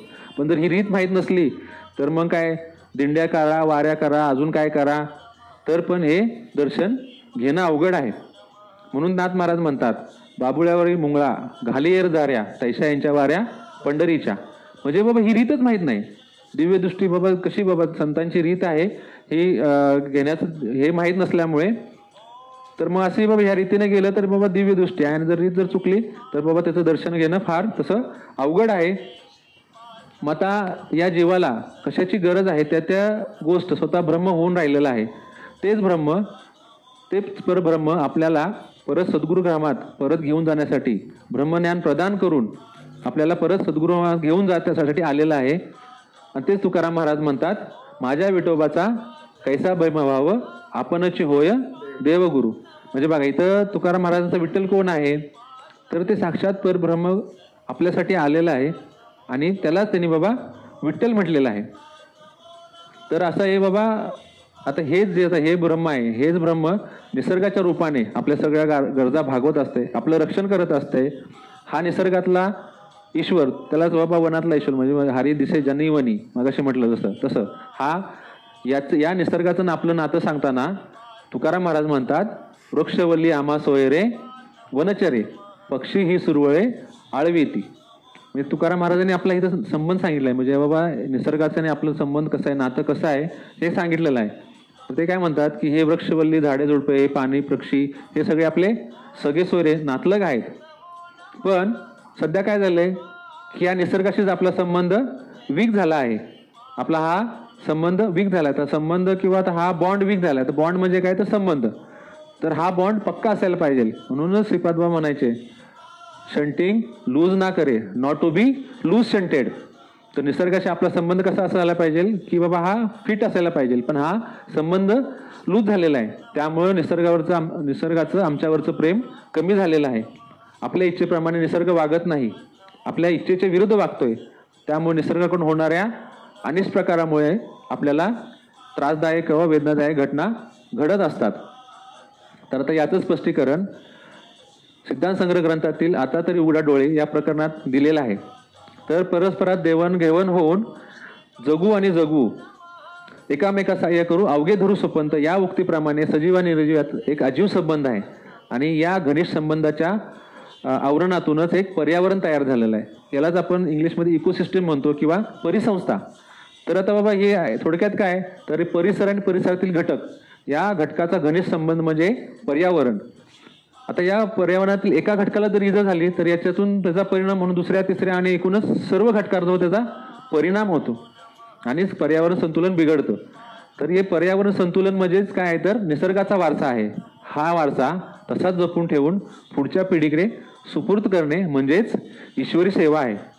आता ही ईश्वरी सेवा, आता काय सांगितलं बाबा ईश्वरी सेवा, की हा जो निसर्गाचा जो वारसा आहे हा जतन करून, ह्याचं संवर्धन करून हा पुढच्या पिढीकडे सुपूर्द करणे म्हणजे यालाच ईश्वरी सेवा म्हटलेलं आहे. आता ईश्वराने प्राण्याची निर्मिती केली, तर प्राण्याच्या निर्मितीबरोबर त्याला काय ज्या गोष्टींची गरज आहे त्याच्यासाठी, त्याच्या उदरनिर्वाहासाठी, त्याच्या आरोग्यासाठी किंवा त्याच्या स्वास्थ्यासाठी वनस्पतीची निर्मिती केली. आता वनस्पतीचा उच्छ्वास हा प्राण्याचा श्वास आहे आणि प्राण्यांचा उच्छ्वास हा वनस्पतीचा श्वास आहे. म्हणजे यातून काय सांगितलं की हे एकामेकावरती अवलंबून आहे. म्हणजे ह्या वनस्पतीचं आणि प्राण्यांचं जीवन एकामेकावरती अवलंबून आहे. आणि ह्याच्यामुळे जर तर बाबा मग असं अवलंबून असल्यामुळे काय होतं की जर वनस्पतीचा जर ऱ्हास झाला किंवा वनस्पतीची जर कत्तल झाली तर त्याचा परिणाम मनुष्य जीवनावरून मनुष्याचे पण ऱ्हास होणार आहे आणि त्याच्यामुळे त्या मनुष्याची पण कत्तलच झाल्यागत होईल. शेवटी काय सांगितलंय की ह्या एकामेकाचं म्हणजे ह्या वनस्पती आणि प्राण्यांचं जीवन एकमेकावर अवलंबून आहे. आणि ह्याच्यामुळे काय झालं की मनुष्य जीवनावर त्याचा विपरीत परिणाम व्हायला लागलेला आहे. आणि त्यामुळे माणसाचं स्वास्थ्य बिघडून तो स्वतःला हरवून बसतोय आणि शेवटी तळमळून स्वतःचाच अंध करून घ्यावं लागलेला आहे. तर यावरून आपल्याला लक्षात येईल की पर्यावरण संवर्धन किती महत्त्वाचं आहे. यावरून आपल्याला सिद्ध होतंय. मग आता पर्यावरण संवर्धन हीच खरी ईश्वर भक्ती ठरते. पर्यावरण संवर्धन हे फार मोठं पवित्र कार्य आहे. तीर्थयात्रा, वैष्णव मेळावे, सप्ते याच्यापेक्षाही हे पवित्र कार्य आहे. पण काय झालंय की माणसाच्या अतिरिक्त हव्यासामुळे पर्यावरणात अधिकच हस्तक्षेप वाढत चाललेला आहे आणि ह्या वाढत्या अतिक्रमणामुळे निसर्गाचं संतुलन बिघडत चाललेलं आहे. आता माणसाचं काय चाललंय की बाबा व्यापक विचार न करता किंवा अभ्यास न करता ह्या पर्यावरणात हस्तक्षेप चाललेले आहेत. आणि हे हस्तक्षेप कसे आहेत की मानवाचा विचार करून मानव केंद्रित विकासाचे हस्तक्षेप आहेत. आणि ह्याच्यामुळं बाकीच्या इतर घटकांचा ह्यात विचार न करता प्रगती चाललेली आहे मानवाची. आणि ह्याच्यामुळं काय झालेलं आहे की हे संतुलन बिघडायला लागलेलं आहे. म्हणजे फक्त मानव केंद्रित हा जो विकास चाललेला आहे ह्याच्यामुळे हे संतुलन बिघडलंय. बाकीच्या घटकांच्याकडे आता हे सांगितलं, मग सांगितलं कसं की हे सगळ्यांचं एकामेकावर त्याचं जीवन अवलंबून आहे. म्हणजे हे एक घटक आहेत जे एकामेकावरती अवलंबून आहेत आणि ह्या घटकाच्या संबंधातूनच बाबा हे पर्यावरण तयार झालेलं आहे. मग हे घटकांचं जर संतुलन बिघडलं की निसर्गाचं संतुलन बिघडते. पण माणूस काय करायला लागलाय की हा साधन संपत्तीचा कृतज्ञते वापर करून त्या पर्यावरणाचं संतुलन बिघडवायला लागलेलं आहे. आणि ह्या कृतज्ञतेने वापर केल्यामुळे म्हणजे माणूस विकासाकडे जाण्याच्या ऐवजी अधोगतीकडे चाललेला आहे. आणि ह्या अधोगतीमुळे माणसाकडे काय झालंय की साधन संपत्ती भरपूर आहे आणि साधन संपत्ती जोरावरती ह्या निसर्गावरती अधिराज्य गाजवण्याचा प्रयत्न करतोय. पण निसर्गाचं अधिराज्य गाजवू शकत नाही, कारण निसर्गाचं मूल मानवाला करता आलं नाहीये किंवा त्याचं मूल समजलं नाहीये. म्हणजे निसर्गाकडे एक एक गोष्ट घडण्यासाठी कितीतरी हजारो वर्ष लागतात. म्हणजे मातीचा काय इंच थर करण्यासाठी त्या निसर्गाला हजारो वर्ष लागतात. त्या मातीचं मूल मानवाला कसं करता येईल? ती माती अनमोल आहे, पण हे माणसाला कळत नाही. आणि ह्या अशा कृतज्ञ भावनेच्या किंवा कृतज्ञ वृत्तीच्या माणसाच्या स्वभावामुळे तो ह्या पर्यावरणात अधिकच हस्तक्षेप करून बाबा काहीतरी स्वतःच्या स्वार्थासाठी नवीन नवीन गोष्टी करतोय, विकासाच्या नावाखाली चाललेल्या आहेत. आणि त्याच्यामुळे काय झालं की पर्यावरण आधीच हस्तक्षेप होत झाल्यामुळे सगळं वायू ध्वनी प्रदूषण व्हायला लागले, पाणी प्रदूषित झाले, वायू प्रदूषित झालेलं आहे, भूमी प्रदूषित व्हायला लागलेली आहे. आणि ह्या प्रदूषणामुळे याचा परिणाम शेवटी मानवालाच भोगायला लागतोय. आणि मग हा बिघडलेलं संतुलन म्हणजे परत व्यवस्थित करायला, ह्या बॅलन्स करण्यासाठी हे निसर्गात अनेक मार्ग आहेत. मग ह्याच्यामुळे काय होतंय की मग साथीचे रोग येतात, महापूर येतोय, संकट येतात, काय अतिवृष्टी होते, कुठे ओला दुष्काळ, कुठे कोरडा दुष्काळ पडतोय. म्हणजे हे काय आहे तर हे बिघडलेले लक्षण आहेत. पण हा म्हणजे काय तर हा ईश्वराला तो म्हणजे ह्या निसर्गाला तो बॅलन्स करायचा. हा बॅलन्स करण्याच्यामुळे ईश्वराकडून ह्या गोष्टी घडत आहेत. पण आपणच काय ह्यालाच काय म्हणतो की बाबा हा ईश्वरी कोप झाला. तर हा ईश्वरी कोपाचा परिणाम त्याला माणसाला भोगायला लागतोय. आणि त्याचं कारण काय आहे तर माणसाचे आचार आणि विचार, हे आचार आणि विचार माणसाचे आहेत, ह्याच्यामुळेच ह्या ईश्वरी कोप हात असतोय. आता ह्यामुळे काय झालं की भगवंताने आपल्याला हे सुंदर अशी सृष्टी निर्माण करून दिलेली आहे. ही धरणी आपली माता आहे. आणि ह्या धरणी मातेवरचे हे काही डोंगरदऱ्या आहेत किंवा ही काय वृक्ष वनस्पती आहे किंवा ही प्राणी पक्षी आहेत, हे ह्या मातेवरची आभूषणं आहेत. पण माणूस काय करायला लागलाय की ही आभूषणं अक्षरशः ओरबडायला लागलेलं आहे. स्वतःच्या स्वार्थासाठी किंवा स्वतःच्या काहीतरी ह्याच्यासाठी सुखासाठी ह्या आभूषणाचा नाश करायला लागलेला आहे. आणि यातूनच हे पर्यावरण संतुलन बिघडायला लागलेलं आहे. आणि हे पर्यावरण संतुलन असं बिघडलेलं आहे की म्हणजे आभाळ फाटल्यासारखं आहे. आता आभाळ फाटल्यानंतर त्याला ठेगळ सुद्धा लावता येणार नाही, म्हणजे एवढं संतुलन बिघडलेलं आहे. आता याला काय आहे तर ह्याला माणूसच कारणीभूत आहे, या नाशाला माणूसच कारणीभूत आहे. तर प्रथम मनातले संतुलन बिघडते आणि मग बाहेरचं संतुलन बिघडायला चालू होते. पण मनातले संतुलन राखण्यासाठी अध्यात्मशास्त्र फारच उपयुक्त आहे. संतांचे विचार फारच उपयुक्त आहेत. आता संतांचे विचार बाबा माऊली सांगतात, ज्ञानेश्वरीत माऊलीने सांगितलंय की नगरेची रचावी, जलाशये निर्मावे, महावने लावावी नानाविधी. किंवा आता आपण मागाशीच बघितला की वृक्षवल्ली आम्हा सोयरे, वनचरी पक्षी ही सुरवळती. म्हणजे असे हे संतांनी बाबा आपलं निसर्गाशी आपलं हे नातं कसं आहे हे सांगितलेलं आहे. आणि यासाठी आपण आता संतांचं भजन घेऊयात.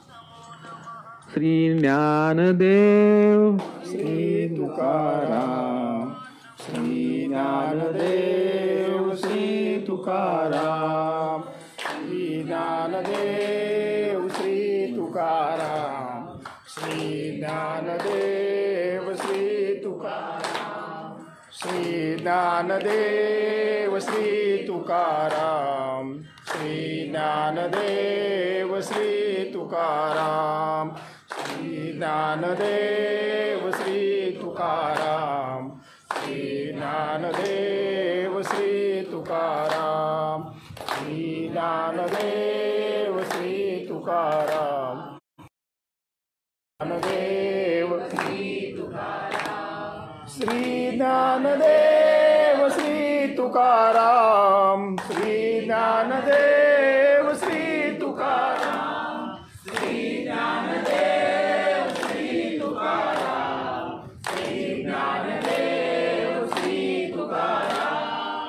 श्री ज्ञानदेव श्री तुकाराम, श्री ज्ञानदेव श्री तुकाराम, श्री ज्ञानदेव श्री तुकाराम, श्री ज्ञानदेव श्री तुकाराम, श्री ज्ञानदेव श्री तुकाराम, श्री ज्ञानदेव श्री तुकाराम, श्री ज्ञानदेव श्री तुकाराम, श्री ज्ञानदेव श्री तुकाराम, श्री ज्ञानदेव श्री तुकाराम, श्री ज्ञानदेव श्री तुकाराम, श्री ज्ञानदेव.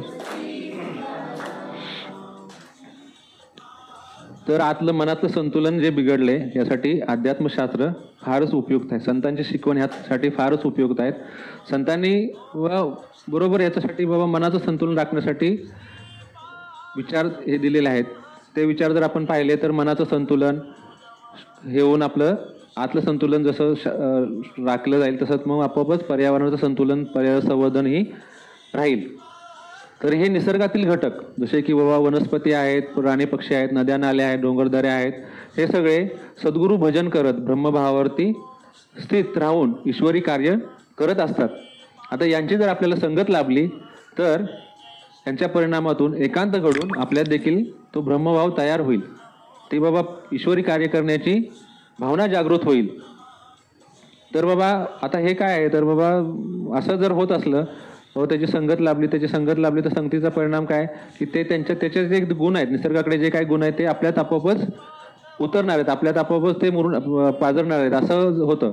तर आपल्याला एक सहज आपण एक म्हण म्हणतो बघा गावाकडे की काय, ढवळ्या शेजारी बांधला पवळा, वान नाही पण गुण लागला. म्हणजे आता सहज आपण आता हे बऱ्याच वेळेला आपण थोडंसं वाईट कुसंस्काराच्या आपण हे म्हण म्हणतो, पण खरं ह्याचा जर बाबा आता काय ह्या कलियुग आहे, कलियातून आपण ह्याच्यातून चांगला जर विचार केला तर बाबा जर आपण चांगल्याची संगत केली बाबा, यांच्या बाबा काय वनस्पती काय या निसर्गाची संगत केली तर या निसर्गाकडे जो ब्रह्मभाव आहे तो ब्रह्मभाव आपल्यात आपोआपच तयार होईल किंवा आपल्याला ते ब्रह्मज्ञान कळायला लागेल. तर बाबा त्याप्रमाणे निसर्गाकडे असणारा हा ब्रह्मभाव त्याच्या संगतीमुळे आपल्यात उतरेल, आपल्यात आपोआपच तयार होईल किंवा संक्रमित होईल. तर हा ब्रह्मभाव तयार होतो आणि मग आपल्याला या निसर्गाकडूनच ब्रह्मज्ञान मिळायला लागतं, आपल्यात ब्रह्मभाव तयार होऊ लागतो. तर असं बाबा असंच एक मग तुमच्या आमच्यासारखा एक साधक असतो, त्यालाही ब्रह्मज्ञान करून घेण्याची जिज्ञासा उत्पन्न होते. मग आता म्हणतो ब्रह्मज्ञान आपल्यालाही झालं पाहिजे, मग आता काय करायचं, तर मग त्यासाठी काय संतांच्याकडे गेलं पाहिजे. मग संतांच्याकडे जातो आणि म्हणतो मला ब्रह्मज्ञान सांगा. संतांच्याकडे गेल्यावर मला बाबा तुम्ही ब्रह्मज्ञान सांगा. मग तो आता मग त्यावर संत म्हणतात अरे काय ते ब्रह्मज्ञान इतकं सोपं नाही की बाबा ते असं सांगितलं असं सांगता येत नाही की असं सांगितलं आणि झालं ब्रह्मज्ञान, असं होत नाही. तर ते काय एवढं सोपं नाहीये. आणि हे जर ब्रह्मज्ञान झालं तर तू काय या संसारात राहणार नाहीस, त्यामुळे तुला कशाला पाहिजे ब्रह्मज्ञान. नाही तरी पण तो म्हणतो नाही मला तरी पण पाहिजे ते ब्रह्मज्ञान पाहिजेत, मला सांगा. त्यासाठी बाबा मी काही करायला तयार आहे पण ते मला पाहिजेच. तर म्हणे बाबा ते आता नुसतं असं ब्रह्मज्ञान होत नाही, त्यासाठी तुला त्याची साधना करावी लागेल. तर बाबा काय साधना करायची, तर बाबा मी काही साधना त्यासाठी मी काही करायला तयार आहे. आता त्याची बाबा त्याची तयारी पाहून बाबा ते संत म्हटले मग आता तुझी एवढी तयारी आहे तर मग बाबा घे ही एक गाय घे आणि ह्या एका गायच्या 1000 गायी कर. आता तर बाबा त्याचा निश्चय पक्का होता, त्याला त्याचा दृढ अगदी श्रद्धा होती त्यांच्यावर, त्याचा निश्चय पक्का झाला आणि त्याप्रमाणे बाबा तो ठीक आहे म्हटला आता मला हे ब्रह्मज्ञान पाहिजे म्हटल्यानंतर मी ही साधना करणारच. तर मग त्याप्रमाणे तो साधना करायच्या तयारीने सुरुवात केला.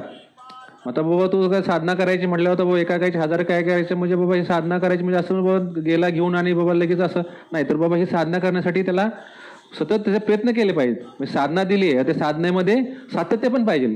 जर साधनेत सातत्य असलं तर बाबा त्या वेळेत ती साधना पूर्ण होणार आहे. नाहीतर बाबा एका गायच्या 1000 गाय करूया बघू आता निवांत वेळ मिळेल तसा करूया असं नाही. तर बाबा तू लगेच त्याला कामाला लागला आणि मग तू सुरुवात केला बाबा एका गायच्या 2 गाय 2च्या 4 4च्या 8 8च्या 16 16च्या 32 असं तो करत राहिला. मग आता असं जर बाबा करत राहिला तर बाबा साधारण किती दिवस लागतील बाबा त्याला, जर ही साधना जर अशी करायची एका गायच्या 1000 गाय तर बाबा असं जर करत राहिलं तर साधारणपणे म्हणजे 20-25 वर्ष तरी लागतील बाबा त्याला एका गायच्या 1000 गाय होतोपर्यंत. तर बाबा आता ही साधना आहे, मग ही साधना करायला बाबा तो असं मग मध्ये खंड पडून दिला नाही त्यांनी साधनेमध्ये. नाहीतर बाबा गेलाय आणि बाबा जाऊन झोपलाय, दिली साधना आणि काय साधना घेतली आणि चाललंय टंगळ मंगळ करायचं, तर जाईल का ते पूर्णत्व साधना किंवा त्या होतील का गायी. बाबा त्या 1000 गायी करण्यासाठी त्याला प्रयत्न करावे लागले असतील, त्यांचे काहीतरी देखरेख करायला लागली असेल, त्यांचं बाबा त्यांचं चारा पाणी सोय करायला लागली असेल. तर बाबा हे सगळं म्हणजे तो अगदी बाबा हे करायचंय म्हटल्यानंतर तो सर्व त्या गायींच्या बद्दल बाबा त्यांना काय चारा पाणी पाहिजे, त्यांचं काय शेण काढणं साफसफाई आहे हे सगळं तो आनंदाने करू लागला. आणि बाबा त्यात तो बाबा एवढा मनोभावे रमला, तो त्या एक पुढं जसं जसं जाईल तसं त्यांच्याबद्दल त्याला प्रेम उत्पन्न झालं आणि तो ह्या साधनेमध्ये एवढा मनोभावे अगदी हे करायला लागला की त्यांची सेवा आनंदाने करू लागला. म्हणजे बाबा एक त्याच्यामुळे त्याच्यात एक बाबा ह्याच्यातून प्रेम उत्पन्न झालं. एक बाबा ह्या प्रेमातून माझ्या काय सांगितलंय बाबा की जर प्रेम असलं तर ते नातं सिद्ध होतं किंवा नातं असलं तर ते प्रेम. आता बाबा ह्या सद्गुरूंनी साधना सांगितली, त्या साधनेतून बाबा त्याच्यात ते प्रेमातून एक त्यांच्यात एक जिव्हाळ्याचं नातं निर्माण झालं आणि ह्या नात्यातून त्यांच्यात बाबा एक प्रेम एवढं उत्पन्न होत गेलं की बाबा तो त्या अगदी मनोभावे एवढं त्यात त्यांची सेवा करत होता. त्यांना जे काय नको आहे ते सगळं म्हणजे तिथं काय बाबा गायी होते, वासरे होते, बैल होते, वळू होते, त्यांची बाबा अगदी मस्तपैकी त्यांची सेवा करू लागला.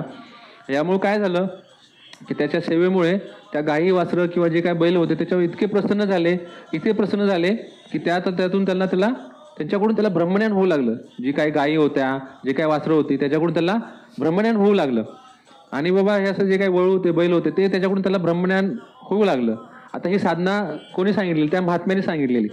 मग आता त्या महात्म्याने साधना सांगितलेला, मग आता जी आपण ती साधना करतो, ती साधना म्हणजे आता बाबा आपण म्हणतो की बाबा सद्गुरू भक्ती, सद्गुरू पूजा किंवा कशी काय, तर व ते महात्म्याने जी साधना सांगितलेली असते किंवा सद्गुरूंची जी साधना सांगितली, ती साधना जर आपण तत्परतेने म्हणजे बाबा सतत जर आपण जर करत असू, त्यांनी सांगितलेली साधना किंवा त्या मार्गाने जर आपण जात असलो, तर तीच त्यांची भक्ती किंवा पूजा असते.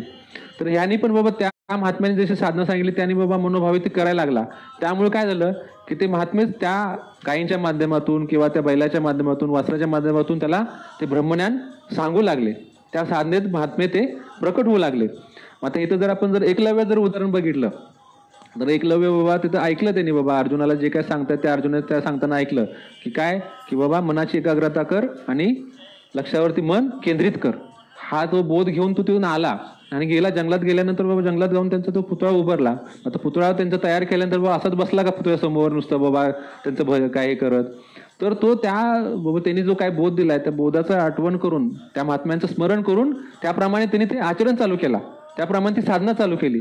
आणि ती त्याची साधना पाहून म्हणजे त्याची ती तळमळ किंवा ती साधनेची बाबा त्याची तयारी पाहून किंवा तिचा जो काय साधने जो हे करतोय त्या ह्या पाहून त्याबाबत त्या साधने ते महात्मे त्या पुतळ्यामध्ये प्रकट झाले. म्हणजे द्रोणाचार्य त्या प्रकट झाले आणि मग त्याला ते धडे देऊ लागले. म्हणजे बाबा त्या धनुर्विद्येचे धडे देऊ झाले आणि त्याप्रमाणे ते धनुर्विद्येमध्ये तो तरबेज झाला. म्हणजे बाबा जी काय साधना दिली आहे त्या साधनेमध्ये महात्मे जर आपण ते जर मनोभावे किंवा आपण जर त्या साधना जर व्यवस्थित करत असलो तर त्या साधनेमध्ये ते महात्मे प्रकट होतात. तसं त्या साधकाबद्दल सुद्धा झालं. म्हणजे हे जे बाबा त्या साधना करण्याची काय जी काय हे होती त्या साधनेमुळे त्याची ते महात्मे प्रकट होऊन बाबा त्या गायींच्या माध्यमातून, बैलांच्या माध्यमातून, वासरांच्या माध्यमातून त्याला ब्रह्मज्ञान सांगू लागले. आता ह्या माध्यमातून त्याला बोध होऊ लागला. आता आतापर्यंत बाबा असा हा बोध त्याला झाला. मग आता तो बोध केला कुणी नक्की, तर त्या महात्म्यानेच बोध केला. ज्यांनी बाबा ही साधना सांगितलेली त्या महात्म्यानेच हा बोध केला. तर आता अजून इथं एक बाबा एक उदाहरण दुसरं जर बघितलं तर असेच बाबा एक साधू महाराज असतात. तर ते एक साधू महाराज गावात जातात आणि एक सावकार असतो, त्या सावकाराला बाबा एक ज्वारीचा दाणा देतात आणि म्हणतात हा एक ज्वारीचा दाणा घे आणि हा माझा आशीर्वाद संपून ह्याचं जतन कर, ह्याचा सांभाळ कर आणि मी जेव्हा माघारी येईल तेव्हा हा मला दे. आता तसंच बाबा एक दुसऱ्या ते जातात पुढे आणि एक शेतकऱ्याला पण तसंच ज्वारीचा दाणा देतात आणि त्यालाही तेच सांगतात जे सावकाराला सांगितलंय. आणि बाबा ते जातात बाबा तीर्थयात्रेला जातात आणि म्हणतात मी जेव्हा माघारी येईल तेव्हा हा दाणा परत माघारी मला असाच दिला पाहिजे. तर मग आता सावकार असतो, सावकार आता काय भरपूर त्याच्याकडे सगळं असतं पैसा अडका. मग त्याच्या डोक्यात काय येतं, आता त्याला ज्वारीचा दाणा म्हटल्यानंतर ह्याला जतन करून ठेवायला सांगितलं, आशीर्वाद आहे. मग काहीतरी बाबा त्याला मग मखमलीच्या कापडात गुंडळून मस्तपैकी सोन्याच्या पेटीत ठेवून अगदी सुरक्षित अगदी तिजोरीत ठेवून देतो. तो विचार करत नाही की बाबा ह्यांनी काय सांगितलं याच्यावरती विचार करत नाही. बाबा सांगितलंय ना तर बाबा हा आशीर्वाद आहे म्हणून त्याला अगदी जपून ठेवायचे म्हणून अगदी कडी कुलपामध्ये अगदी मस्तपैकी तर ठेवून दिला. आणि तसा दुसरा शेतकरी, आता शेतकऱ्याला पण सांगितलं, आता शेतकरी विचार करायला लागला आता ह्याला जतन कसं करायचं, ह्याला जतन करायचं म्हणजे ह्याला काहीतरी नीट हे केलं पाहिजे, सांभाळ करायचा, जपून ठेवायचं. म्हणजे हा असंच ठेवला तर किती दिवस टिकणार आहे. ह्याला ठेवायची बाबा त्याला समजलं बाबा ह्याला जर ठेवायचं असला, ह्याला जर वाढवायचं असला तर ह्याला जमिनीत पेरला तर ह्याचं चांगल्या प्रकारे जतन होईल. मग त्यांनी मग तो काय ज्वारीचा दाणा दिलेला तो जमिनीत पेरला आणि मग काय दिसून त्याला बाबा त्याला पाणी हे करत सगळं खत पाणी करत करत आपोआप त्याच्यातून बाबा ज्वारीचं ताट उगवलं आणि काही दिवसांनी त्याला ज्वारीचं कणीस लागून त्यात अगदी दाणेदार कणसातून त्यात दाणे भरपूर तयार झाले. आता काही दिवसांनी जेव्हा ते पक्व झालं तेव्हा त्यांनी ते काढलं आणि मग परत त्यांनी ते आलेले दाणे परत त्यांनी ते जमिनीत पेरले. आता ते परत त्यातून असं पीक काढू लागलं आणि मग असं होत होत बाबा ते जोपर्यंत महात्मे येत नाही तोपर्यंत त्यांनी सतत ते चालू ठेवलं. आणि एक दिवशी बाबा ते महात्मे परत आले. तर मग परत आल्यानंतर महात्मे ते सावकाराकडे गेले. तर सावकाराला विचारलं बाबा काय असं तर मी आलोय परत तर बाबा दे. तर तो लगेच म्हणायला लागला महाराज तुम्ही काही सुद्धा काळजी करू नका, तुम्ही दिलेला तो दाणा आहे ना मी अगदी जपून अगदी चांगला सुरक्षित ठिकाणी ठेवला आहे. आणि तो त्यांनी कपाटातून काढून तसा तो सोन्याची पेटी त्यांच्या पुढे धरतो. पण जर त्यावेळेस जर उघडून बघितलं त्यावेळेस त्याच्यात ज्वारीचा दाणा तर नसतो, त्याचं ते सगळं पीठ झालेलं आहे. तर आता त्यावेळेस मग आता त्या सावकाराला त्याचा पश्चाताप होतो, बाबा महाराजांनी आपल्याला एवढा दिलाय दाणा आणि आपल्याला तो नीट ठेवता आला नाही तर ह्याचं सगळं पीठ झालं. पण आता त्यावेळेस पश्चाताप करून काय फायदा आहे का. म्हणजे जे काय सांगितलेलं आहे त्यावेळेस त्याचा विचार न करता तसंच ठेवून दिला. आता त्यावेळेस जर पश्चाताप केला तर जे काय दिलं होतं ते काय राहिलंच नाही. आता परत मग ते शेतकऱ्याकडे जातात. मग शेतकरी भाऊ त्यांना म्हणतात तसं, तर शेतकरी त्यांना घरात घेऊन जाऊन म्हणतो, हे बघा, हे घ्या तुमचं. म्हणजे बाबा त्यांनी आता तोपर्यंत नुकतंच ते पीक काढलेलं असते आणि तेव्हा ते ज्वारीच्या धान्याची रास घरात ठेवलेली असते. तर राशीकडे हात करत म्हणतो, हे घ्या बाबा, मग तुम्ही तुमचा कुठला तुम्हाला पाहिजे तेवढे ह्यातून तुमचा दाना घ्या. तर आता ते आपण काय शिकलो, तर बाबा एकतर जी काही साधनं सांगितली त्या साधनेत सातत्य पाहिजे आणि ती साधनं आपल्याला वेळेत पण करता आली पाहिजे. नाहीतर बाबा दिली एक आपल्या वेळेप्रमाणे जमल तेव्हा करूया असं नाही. तर बाबा सांगितलेलं आहे त्या महात्म्यावर श्रद्धा असली तर त्याप्रमाणे आपण त्या साधना दिली, सातत्य जर असलं तर मग ती साधना आपल्याला परिपूर्णतेला जाते. तर आपला विषय काय चालला होता की तो एका गायीचा 1000 गायी करणाऱ्या साधकाचा. तर मग त्याला ब्रह्मज्ञान झालं कोणाकडून, तर बाबा जी काही गायी वासरं होती त्यांची ते सेवा करण्यात तो एवढा मग्न झाला की त्याच्या माध्यमातून त्याला त्या ब्रह्मज्ञान होऊ लागलं. आणि मग सद्गुरूंनी जी काही साधना दिली होती त्या साधनेतून त्याला ब्रह्मज्ञान झालं. मग आता ही एक पुराणातील सत्यकथा आहे. एक महान ऋषी झाले. मग आता त्यांनी साधना काय केली, बाबा कुठे हिमालयात गेले काय कुठली पंचांगी साधना करत बसले का अजून काय करत बसले तपश्चर्या. मग आता बाबा बघा, म्हणजे बाबा त्यांनी जी काही साधना केली त्या साधनेतून त्याला ते सगळं ब्रह्मज्ञान होतं. आपल्याला नाहीतर काय वाटतंय, ब्रह्मज्ञान पाहिजे म्हणून आपले लोक काय तर त्याचा ब्रह्मज्ञानाचा चुकीचा अर्थ काहीतरी करतात आणि काहीतरी. मग आता बघतो आपण आता बाहेर पण की कितीतरी ठिकाणी ब्रह्मज्ञानाचे क्लासेस आहेत. आता हे नुसतं असं सांगून होणार आहे का नुसतं पाठ करून होणार आहे का. तर ब्रह्मज्ञान म्हणजे काय बाबा, तर भ्रांतीचं विसर्जन होतं ते म्हणजे ब्रह्मज्ञान होय. त्यावेळेस त्याला म्हटलेलं ब्रह्मज्ञान. पण आता हेच आपण सोनाली त्यांच्या प्रवचनामध्ये भ्रांती विसर्जन आपण झालं, त्याच्यामध्ये आपण हा विषय सविस्तर बघितलेला आहे की बाबा भ्रांती विसर्जन म्हणजे बाबा ब्रह्मज्ञानाचं परिणाम काय, तर भ्रांती विसर्जन होऊन आपल्याला बाबा हे होतं. तर असा हा बाबा ब्रह्मज्ञान आहे. आता हे ब्रह्मज्ञान नुसतं बाबा कुठे नुसतं ऐकून किंवा बाबा हे करून नाही होत, तर त्याला त्याच्याबरोबर ते टिकवण्यासाठी साधनाही पाहिजे असते. म्हणजे मिळालं किंवा त्यांनी सांगितलं तसं आम्हालाही बाबा ब्रह्मज्ञान पाहिजे होतं. मग आम्ही पण मग काय बाबांच्याकडे गेलो आणि बाबांना म्हटलो, बाबा आम्हाला ब्रह्मज्ञान सांगा. त्यावर बाबा म्हटले, आता ब्रह्मज्ञान सांगतो पण ब्रह्मज्ञानाचं त्याच्याबरोबर तुम्हाला साधना देखील करावी लागेल. तर साधना काय साधना करायची बाबा, तर बाबाने आम्हाला साधना सांगितली. म्हणजे आता काय आमच्याला आता ब्रह्मज्ञान प्राप्त करायचं होतं. मग त्यासाठी आमची तीव्र इच्छा निर्माण झाली, वा आपल्याला काही करून बाबा ब्रह्मज्ञान पाहिजे. मग त्यासाठी आपल्याला काही कष्ट करायची आपली तयारी झाली. त्यावेळेस बाबा ही ब्रह्मज्ञान प्राप्तीची जिज्ञासा पाहून बाबा म्हटले, त्यासाठी तुम्हाला साधना करावी लागेल. आणि मग साधना बाबांनी त्यावेळेस सांगितली. काय साधना करायची बाबा, तर बाबाने आम्हाला साधना सांगितली की झाडे लावा आणि त्याचं जोपासना करा. झाडे लावून वृक्षारोपण करून त्याचं संवर्धन करा. 10,000 झाडे लावा, एवढी झाडे लावा, मग माझ्याकडे या. त्यावेळेस मी तुम्हाला ब्रह्मज्ञान काय ते सांगतो. साधना आहे, लावून बघा. तुम्हाला ब्रह्मज्ञान म्हणजे काय ते त्या झाडांच्याकडूनच समजेल. त्यांच्याकडून तुम्हाला ते ब्रह्मज्ञान होईल. मग ते ब्रह्मज्ञानासाठी तुम्हाला माझ्याकडे यायची गरज लागणार नाही. ते तुम्हाला जे पाहिजे ते त्या झाडांच्याकडूनच आपोआपच मिळायला लागेल. वृक्षारोपण करून त्याचं संवर्धन करायचं. म्हणजे ज्याला ब्रह्मज्ञान पाहिजे त्यांनी झाडाकडे जायचं आहे. मग आता बाबा त्याप्रमाणे बाबा आता आम्हाला बाबा काय हे ब्रह्मज्ञान पाहिजे हा सगळा आपल्याला हा होता. तर त्यामुळे आम्ही त्याप्रमाणे सुरुवात केली आणि बाबा सुरुवात करून त्याप्रमाणे झाडं लावायला बाबा वेगवेगळ्या ठिकाणी जागा शोधून बाबा एक ठिकाणी शोधायला लागलो आणि झाडं लावायला लागलो. पण त्याच्यामुळे त्यासाठी जागा मोकळी मिळत नाहीये किंवा मिळाली तर बाबा तिथं काहीतरी पुढे भविष्यात जाऊन प्रकल्प होतोय आणि असं त्या ठिकाणची झाडं तोडली जात आहेत. अशा काहीतरी अडचणी समस्या सुरुवात व्हायला लागली. आता मग त्यामुळे काय बाबा मन म्हणजे विद्विग्न व्हायला लागलं, उद्वेग निर्माण व्हायला लागला की काय बाबा आपण एवढं प्रयत्न करतोय आणि आपल्याला हे होतं. तर त्याच्यावर पण बाबांनी समाधान केलं की बाबा तुम्हाला त्या काही समस्या किंवा अडचणी ज्या येत आहेत ते तुम्हाला एक पोच पावते की तुम्ही जो मार्ग निवडलाय तो योग्य आणि बरोबर आहे, ही तुझी पोच पावते आहे. त्याच्यामुळे तुम्ही त्याच्यामध्ये उद्वेग किंवा हे करू नका. म्हणजे हा उद्वेग असला तर ही भक्ती होत नाही. तुकाराम महाराज प्रमाण आहे बाबा की भक्ती आम्ही केली सांडून हे उद्वेग. म्हणजे हा उद्वेग जर मनात धरून जर आपण जर काय हे वृक्ष जर काय संवर्धन करू किंवा हे तर ती निसर्गाची पूजा किंवा सद्गुरूंची पूजा होऊ शकत नाहीये. आणि हा उद्वेग बाबांनी सहज काढला की बाबा तुम्ही जो मार्ग निवडलाय त्या मार्गात सुरुवातीला जर तो योग्य असला आणि जर सत्याचा मार्ग असला तर त्याला सुरुवातीला अडचणी येणार आहेत, समस्या निर्माण होणार आहेत त्यात. पण याच्यात मात करून आपल्याला पुढे जायचंय. मग आता ह्या आमच्या सर्व विश्वात्मक साधक मंडळींची बाबा हे झाडं लावण्याची चिकाटी आणि हुरूप पाहून बाबा त्या चिखलीकरांसाठी बाबा तिथं सिद्धोबाचा डोंगर दिला, सातारकरांसाठी बाबा जरंडेश्वरचा डोंगर दिला आणि इकडे मुंबईकरांसाठी पांडवकड्याचा डोंगर दिला. आता नुसते इथंच नाही तर बाबा आपले साधक ज्या ज्या ठिकाणी प्रत्येक ठिकाणी आहेत बाबा, उल्लेगडेवाडीला आहेत, आटपाडीला आहेत, मासाळवाडीला आहेत, ते आवेला आहेत किंवा तिकडे, मग प्रत्येक ठिकाणी बाबा त्या त्या साधकांसाठी बाबा तिथे तशी तशी बाबा जागा उपलब्ध व्हायला लागली आणि त्या ह्याप्रमाणे ते झाडं लावायला प्रत्येकाने सुरुवात केली. म्हणजे आता बाबांनी सांगितलं मग आता अशी जागा उपलब्ध करून लावा, आता जेवढी झाडं लावायची आहेत तेवढी तुमची लावू शकता. मग आता बाबा नुसती जागाच नाही तर बाबा डोंगरावरती पाण्याचे झरे, म्हणजे असे झरे दिले की बाबा त्या झऱ्यातलं पाणी किती जरी उपसलं, अगदी भर उन्हाळ्यात जरी पाणी उपसलं तरी ते पाणी संपत नाहीये. बाबा त्या डोंगरावरती बाबा आता झाडांसाठी बाबा आता खड्डे काढले तर त्यात माती टाकायला पाहिजे. डोंगरावर माती कशी घेऊन जायचं हा प्रश्न. तर ते डोंगर माथ्यावरती त्याची मातीची खाण मिळाली. म्हणजे असं बाबा एक एक असं. आणि बाबा झाडं लावली तर झाडं लावून संपुस्तोपर्यंत लगेच पाऊस पण येतोय. म्हणजे बघ ह्यातून काय होतंय, म्हणजे आपल्याला अनुभव काय येतो की आपण एक पाऊल जर उचललं त्याच्याकडे तर तो 1000 पावले, तो भगवंत आपल्याकडे 1000 पावले येतोय. म्हणजे तुम्ही नुसती बाबा सुरुवात तरी करा, सुरुवात करा, ह्याच्यामध्ये मी आहेच मदत करायला. म्हणजे तुम्ही ह्या साधनेला सुरुवात करा, ह्या एका पाऊल उचला तुम्ही माझ्याकडे याला तर मी 1000 पावलं तुमच्याकडे येणार आहे.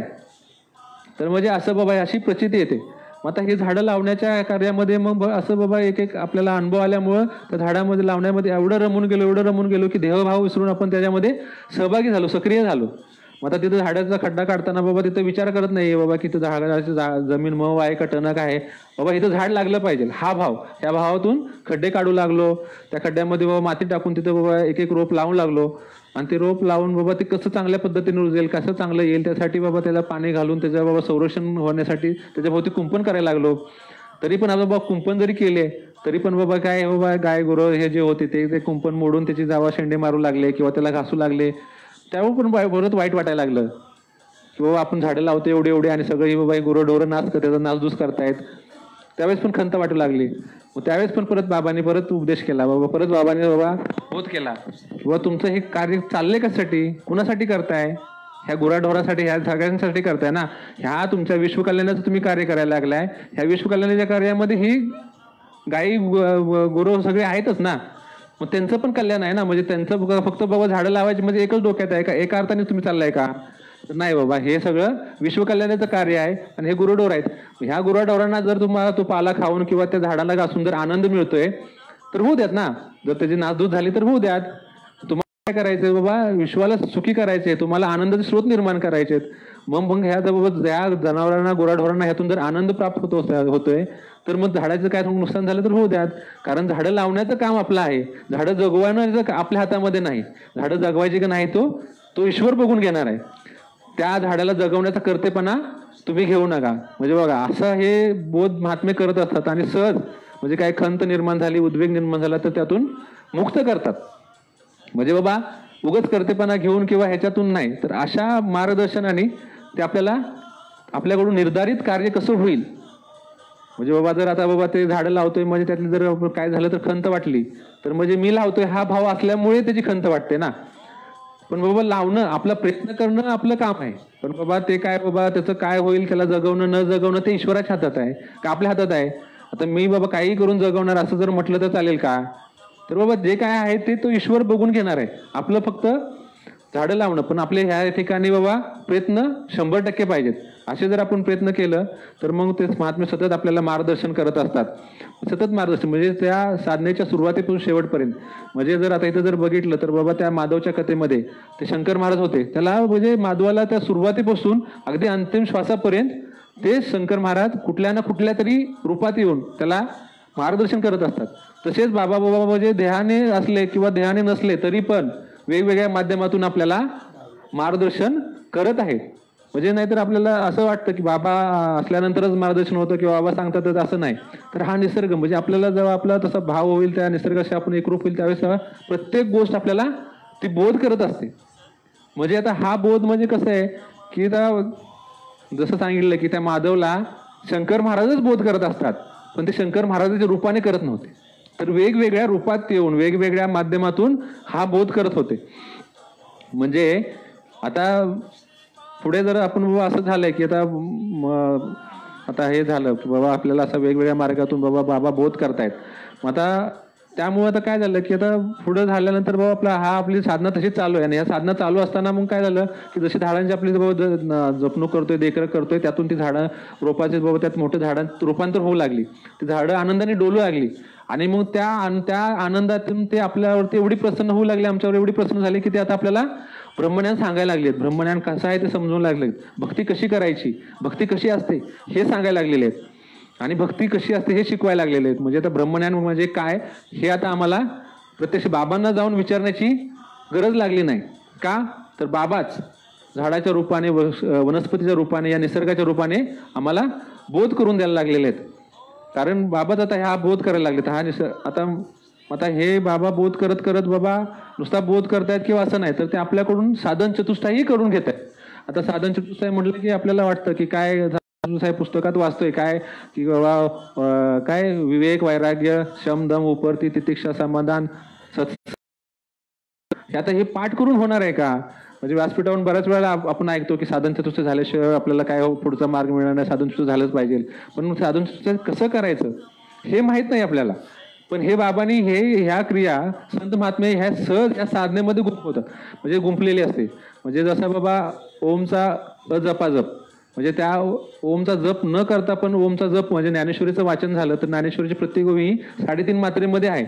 म्हणजे 3.5 मात्रे म्हणजे जसं ओवीचं वाचन करतो त्यावेळेस आपोआपच त्या ओमचा जप होत असतो, करायला लागत नाही. तसं साधन चतुष्टाय ह्या क्रियेत असं गुंफलेलं आहे की आपल्याला साधन चतुष्टाय करायला लागत नाही, तर ते आपल्याकडून साधन चतुष्टाय ह्या क्रियेतून, ह्या साधनेतून महात्मे ते घडवून घेत असतात. म्हणजे करतोय हा भाव पण आपला त्यातून तो बाद होत असतोय. म्हणजे आता बाबा साधन चतुष्ट कसं, तर बाबा ह्यातून आपला विवेक जागृत केला बाबा की बाबा ह्या निसर्गामुळे आपलं अस्तित्व अवलंबून आहे, हा निसर्ग आपलं पालन पोषण करतोय आणि बाबा ह्या निसर्गासाठी आपल्याला काहीतरी केलं पाहिजे, हा विवेक जागृत करून मग त्यातून बाबा वैराग्य, बाबा त्यासाठी काहीतरी करायचं म्हणल्यावर त्याला वेळ दिला पाहिजे. मग आपल्या ह्या प्रपंचातून वेळ काढून आपण त्याला त्याचं द्यायला लागलो, असं वैराग्य निर्माण करत बाबा असं त्यातून बाबा शमदम उपरती, त्यातून बाबा हे करत करत आपल्याला त्यातून बाबा त्याची सेवा करत करत बाबा त्यातून समाधान प्राप्त व्हायला, त्यांच्या सानिध्यात समाधान प्राप्त व्हायला लागलं आणि तो सत्संगही त्याच्यात व्हायला लागला. म्हणजे बाबा कसं आहे बाबा, म्हणजे हे साधन चतुष्टायी ही साधना किंवा ही रीत ना संत महात्म्यांनी सहज ह्या क्रियेत गुंफलेली आहे. आणि मग आता ह्या करत करत मग असं झालं की बाबा मी कोण आहे ह्याचा आपोआपच ह्यात आपल्याला विसर पडायला लागलाय. आता मी तिथं कोण इंजिनियर आहे, मी कोण डॉक्टर आहे, कोण मी बाबा ऑफिसर आहे, साहेब आहे, मी शेतकरी आहे, मी स्त्री आहे, पुरुष आहे, मी मोठा आहे, लहान आहे, काय लहान मोठा हा सगळा भेदच बाद करून सगळेजण त्या निसर्ग म्हणजे संवर्धनाच्या म्हणजे साधनेमध्ये सक्रिय होऊन त्याचा आनंद घेतला आहे. म्हणजे सर्व उपाधीपासून अलिप्त राहून या निसर्ग सेवेचा आनंद घ्यायला लागले ते. आणि म्हणजे कसं आहे बाबा की आता ह्या निसर्ग सेवेचा आनंद घेत घेत अशा टप्प्यावरती आणले की मोगरा फुलला फुले वेचिता भरू कळियासी आला, इवले शिरोप लाविले द्वारी त्याचा वेलो गेल्या गगनावरी. म्हणजे बाबा आता अशा स्थितीमध्ये आणलेलं, म्हणजे आपल्याला त्या साधनेमध्ये एवढा आनंद केलेला आहे. म्हणजे थोडंसं बाबा सुरुवातीला वाटलं एवढं झाड लावलं त्याचा मस्तपैकी, आता झाडांचं एवढं प्रमाण वाढलेलं आहे, एवढं त्यातून आपल्याला ते जशी मोठी होऊ लागली तसंतून आपल्याला तो आनंद प्राप्त व्हायला लागलाय. म्हणजे एक बाबांचा विचार, तो विचार आता रुजून प्रत्येकात मनात रुजून आता तो सध्या किती मोठं कार्य करायला लागलेला आहे. म्हणजे एवढंच एक रोप लावला, एवढंच एक तो विचार सोडला आणि तो विचार आता किती व्यापक दृष्टीने, मग तो विचार आपल्याला गगनापर्यंत म्हणजे तो असा व्यापक झालेला आहे. म्हणजे आता काय आहे की हे ब्रह्मज्ञान तत्वस्वरूपात बंदिस्त, म्हणजे तत्वस्वरूपात बंदिस्त असलेले संकेत आहे. आणि हे तत्वज्ञान उघडण्यासाठी किंवा हे ब्रह्मज्ञान उघडण्यासाठी पोषक वातावरण लागतं. मग आता सद्गुरू महात्म्यांनी आपल्याला फक्त नामबीज दिलं नाही, नामबीज देऊनच सोडलं नाही, तर ते पोषक वातावरण कसं निर्माण होईल, हे ब्रह्मज्ञान किंवा हे तत्वस्वरूपात बंदिस्त असलेले संकेत उलगडतील कसे यांच्यासाठी, यासाठी पोषक वातावरण निर्मितीसाठी ही साधना सांगितली. आणि ह्या साधनेतून पोषक वातावरण निर्माण होऊन हे तत्वस्वरूपात बंदिस्त असलेले ब्रह्मज्ञान किंवा जे संकेत आहेत हे उलगडू लागले. आणि ह्या आपल्याला हे ब्रह्मज्ञान होऊन हा ब्रह्मभाव व्हायला लागला. तर ब्रह्मभाव म्हणजे काय, तर हाच भगवत भाव आहे की ह्या भगवत भाव निर्माण झाला की बाबा ह्या भगवत भाव म्हणजे आता काय की हा निर्माण झाला की आपण ह्या ईश्वर सेवेशी संलग्न होतो. आता ह्या ईश्वर सेवेशी संलग्न झालं की मग आता इतर कुठले साक्षात्कार होण्याची म्हणजे तेवढी महत्व वाटत नाही किंवा ते बाकी साक्षात्कार आहेत ते ह्या पुढे गौण आहेत. म्हणजे ईश्वर सेवेशी संलग्न होण्याची इच्छा विकसित होणं हा खूप मोठा साक्षात्कार आहे. म्हणजे ह्या परमार्थ सिद्धीमधलं हे परमोच्च ह्या शिखरावरती बाबाने आपल्याला घेऊन आलेत. आणि आता ह्याच्या पुढे कुठलाच साक्षात्कार म्हणजे गौण आहे. तर बाबा आत्तापर्यंत काय झालं होतं की आपण ह्या प्रकृतीलाच गुरु महात्मा किंवा बाबा समजत होतो.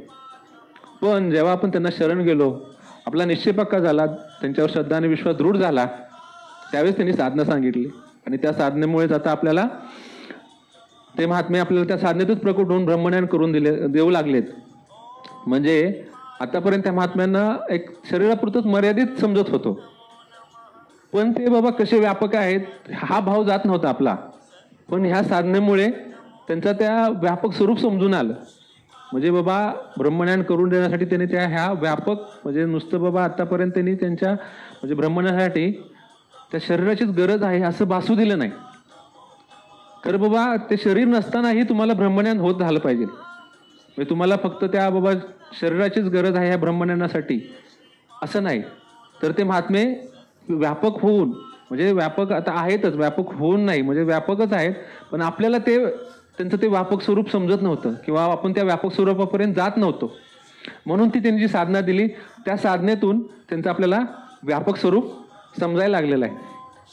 मग आता मूळचा बोध हा बाबांनीच केला आणि तो बोध ठसवण्यासाठी ही साधना सांगितली. आणि बाबा त्या साधनेसाठी किंवा ते बोध होण्यासाठी त्यांच्या शरीराची गरज आहे असे कधी भासू दिले नाही आणि व्यापक रूपाने आपल्याला ब्रह्मज्ञान करून द्यावं लागलेत. मग आता ही निसर्गाची सेवा किंवा ह्या वृक्ष वनस्पतीची सेवा म्हणजेच सद्गुरूंची सेवा म्हणजेच बाबांची सेवा. म्हणजे आतापर्यंत आपण त्या महात्म्यांना शरीरापुरतून मर्यादित समजत होतो, पण त्यांनी जी साधना दिली त्या साधनेतून त्यांचं व्यापक स्वरूप समजलं आणि आता ह्या व्यापक स्वरूपावरून आपल्याला ब्रह्मज्ञान होऊ लागलेलं आहे. बाबांच्या अशा ह्या बोधाने आपला हा प्रकृती भाव बाद होऊन निसर्गाचा म्हणजे प्रकृती पलीकडचा भाव तयार होत आहे. आणि ह्या प्रकृती पलीकडचा भाव म्हणजेच बाबा हा ब्रह्मभाव, हा आत्मभाव, यालाच भगवत भाव देखील म्हटलेला आहे. आणि हा भाव एकदा निर्माण झाला की मग हेच आत्मकल्याण होतं. आणि हा भाव निर्माण होण्यासाठीच बाबा आपल्यात सेवाभाव निर्माण करतात. आणि हा सेवा करतोय हा भाव देखील बाद करतात. म्हणजे बघा रीत कशी आहे महात्म्यांची. म्हणजे सेवा करतोय म्हटलं की परत मी आला, पण हा मी देखील बाबा काढतात. आणि हा सेवाभाव निर्माण करून आपल्याला सद्गुरू कार्यात सामावून घेतलेला आहे. आता हा सेवाभाव जेव्हा होतो तेव्हा आपण आपोआपच निर्धारित कर्म होतं. म्हणजे आता इथं जे काय होईल ते कर्म त्याला ईश्वराला अर्पण करायची गरज नाही. निर्धारित कर्म आपोआपच ईश्वराला अर्पण होत असते. म्हणजे बाबा आता हा आपण बघितला म्हणजे सुरुवातीच आपल्या ह्या प्रवचन मालिकेतील सुरुवातीचं प्रवचन होतं कर्माचा संबंध. याच्यामध्ये ह्या निर्धारित कर्म कसं असतं हे संगीताताईंनी विश्लेषणाने मांडलेलं आहे. तर असं हे बाबा निर्धारित कर्म आपल्याकडून सद्गुरू महात्मे एक साधना देऊन करून घेत असतात. तर आता निर्धारित कर्म करायचं म्हटलं की आपल्या मनाने ते होणार नाही. तर ते सहज झालं पाहिजे. नाहीतर आपल्याला वाटतं नाही आपण मग आपल्या डोक्यात असलं निर्धारित कर्म म्हणजे ते निर्धारित कर्म होणार नाही. तर हे सहज क्रिया आहे आणि हे सहज क्रिया हे महात्मे आपल्याकडून करून असतात.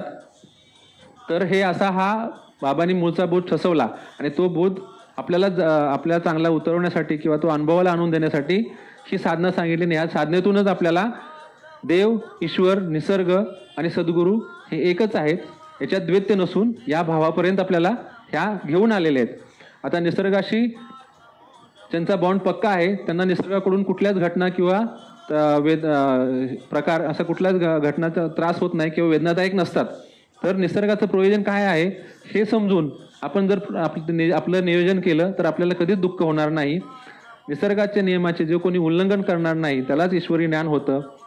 आणि ईश्वराचाच आपल्याला बाबा असा हा ईश्वराशी आपला जो संबंध आहे तो संबंध एक होऊन त्यामध्ये निसर्गाशी आपला हा बॉन्ड पक्का होतो.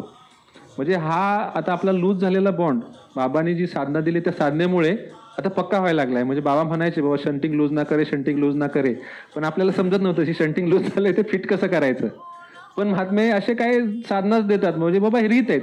आणि ह्या महात्म्यांच्या अशा ह्या काही रीती आहेत की ह्या रीतीमध्ये आपल्याला सहजच त्या गोष्टी आपल्याला त्या होत असतात.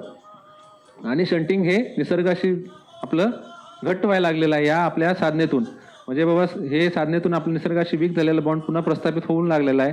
निसर्गाशी आपण जसे राहू तसं आपल्याशी निसर्ग वागतो.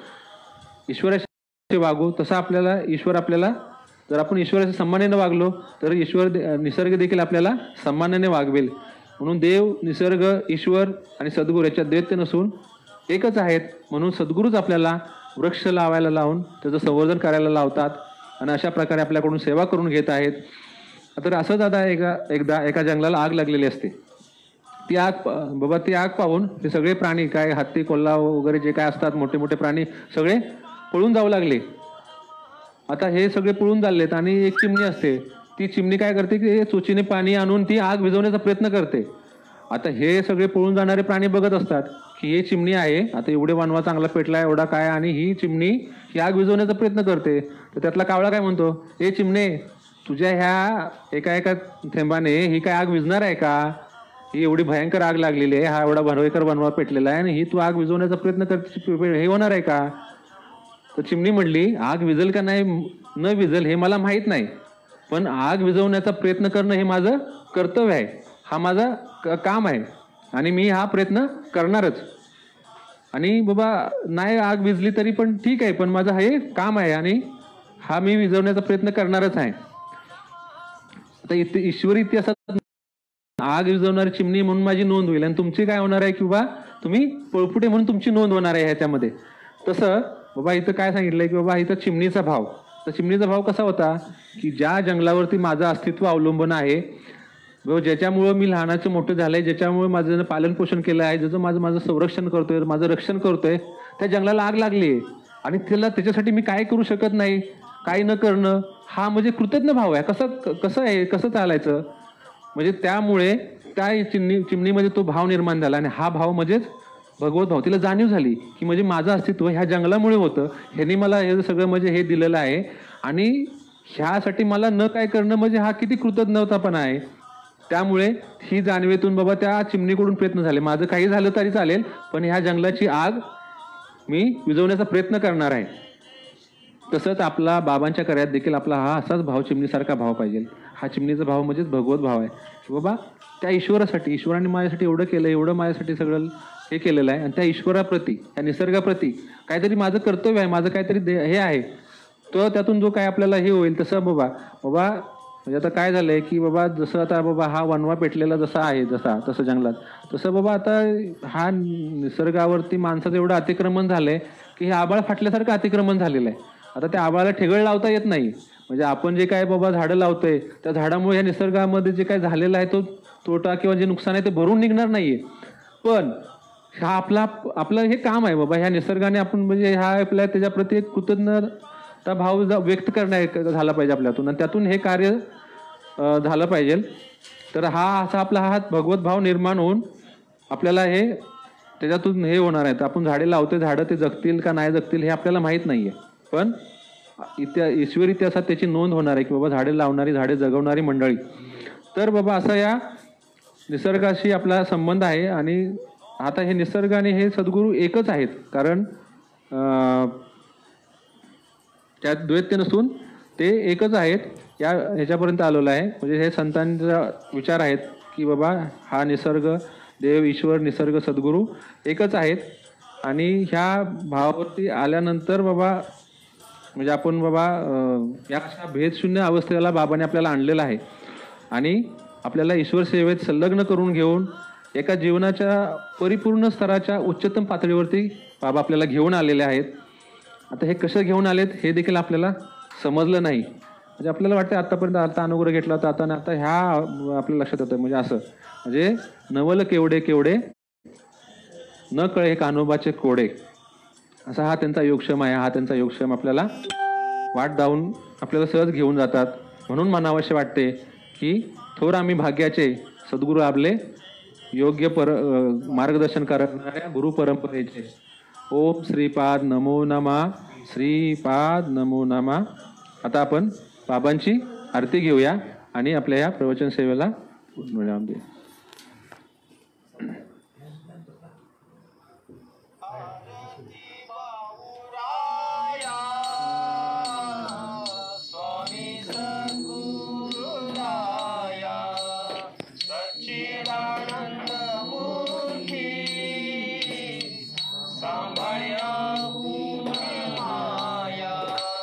भागवत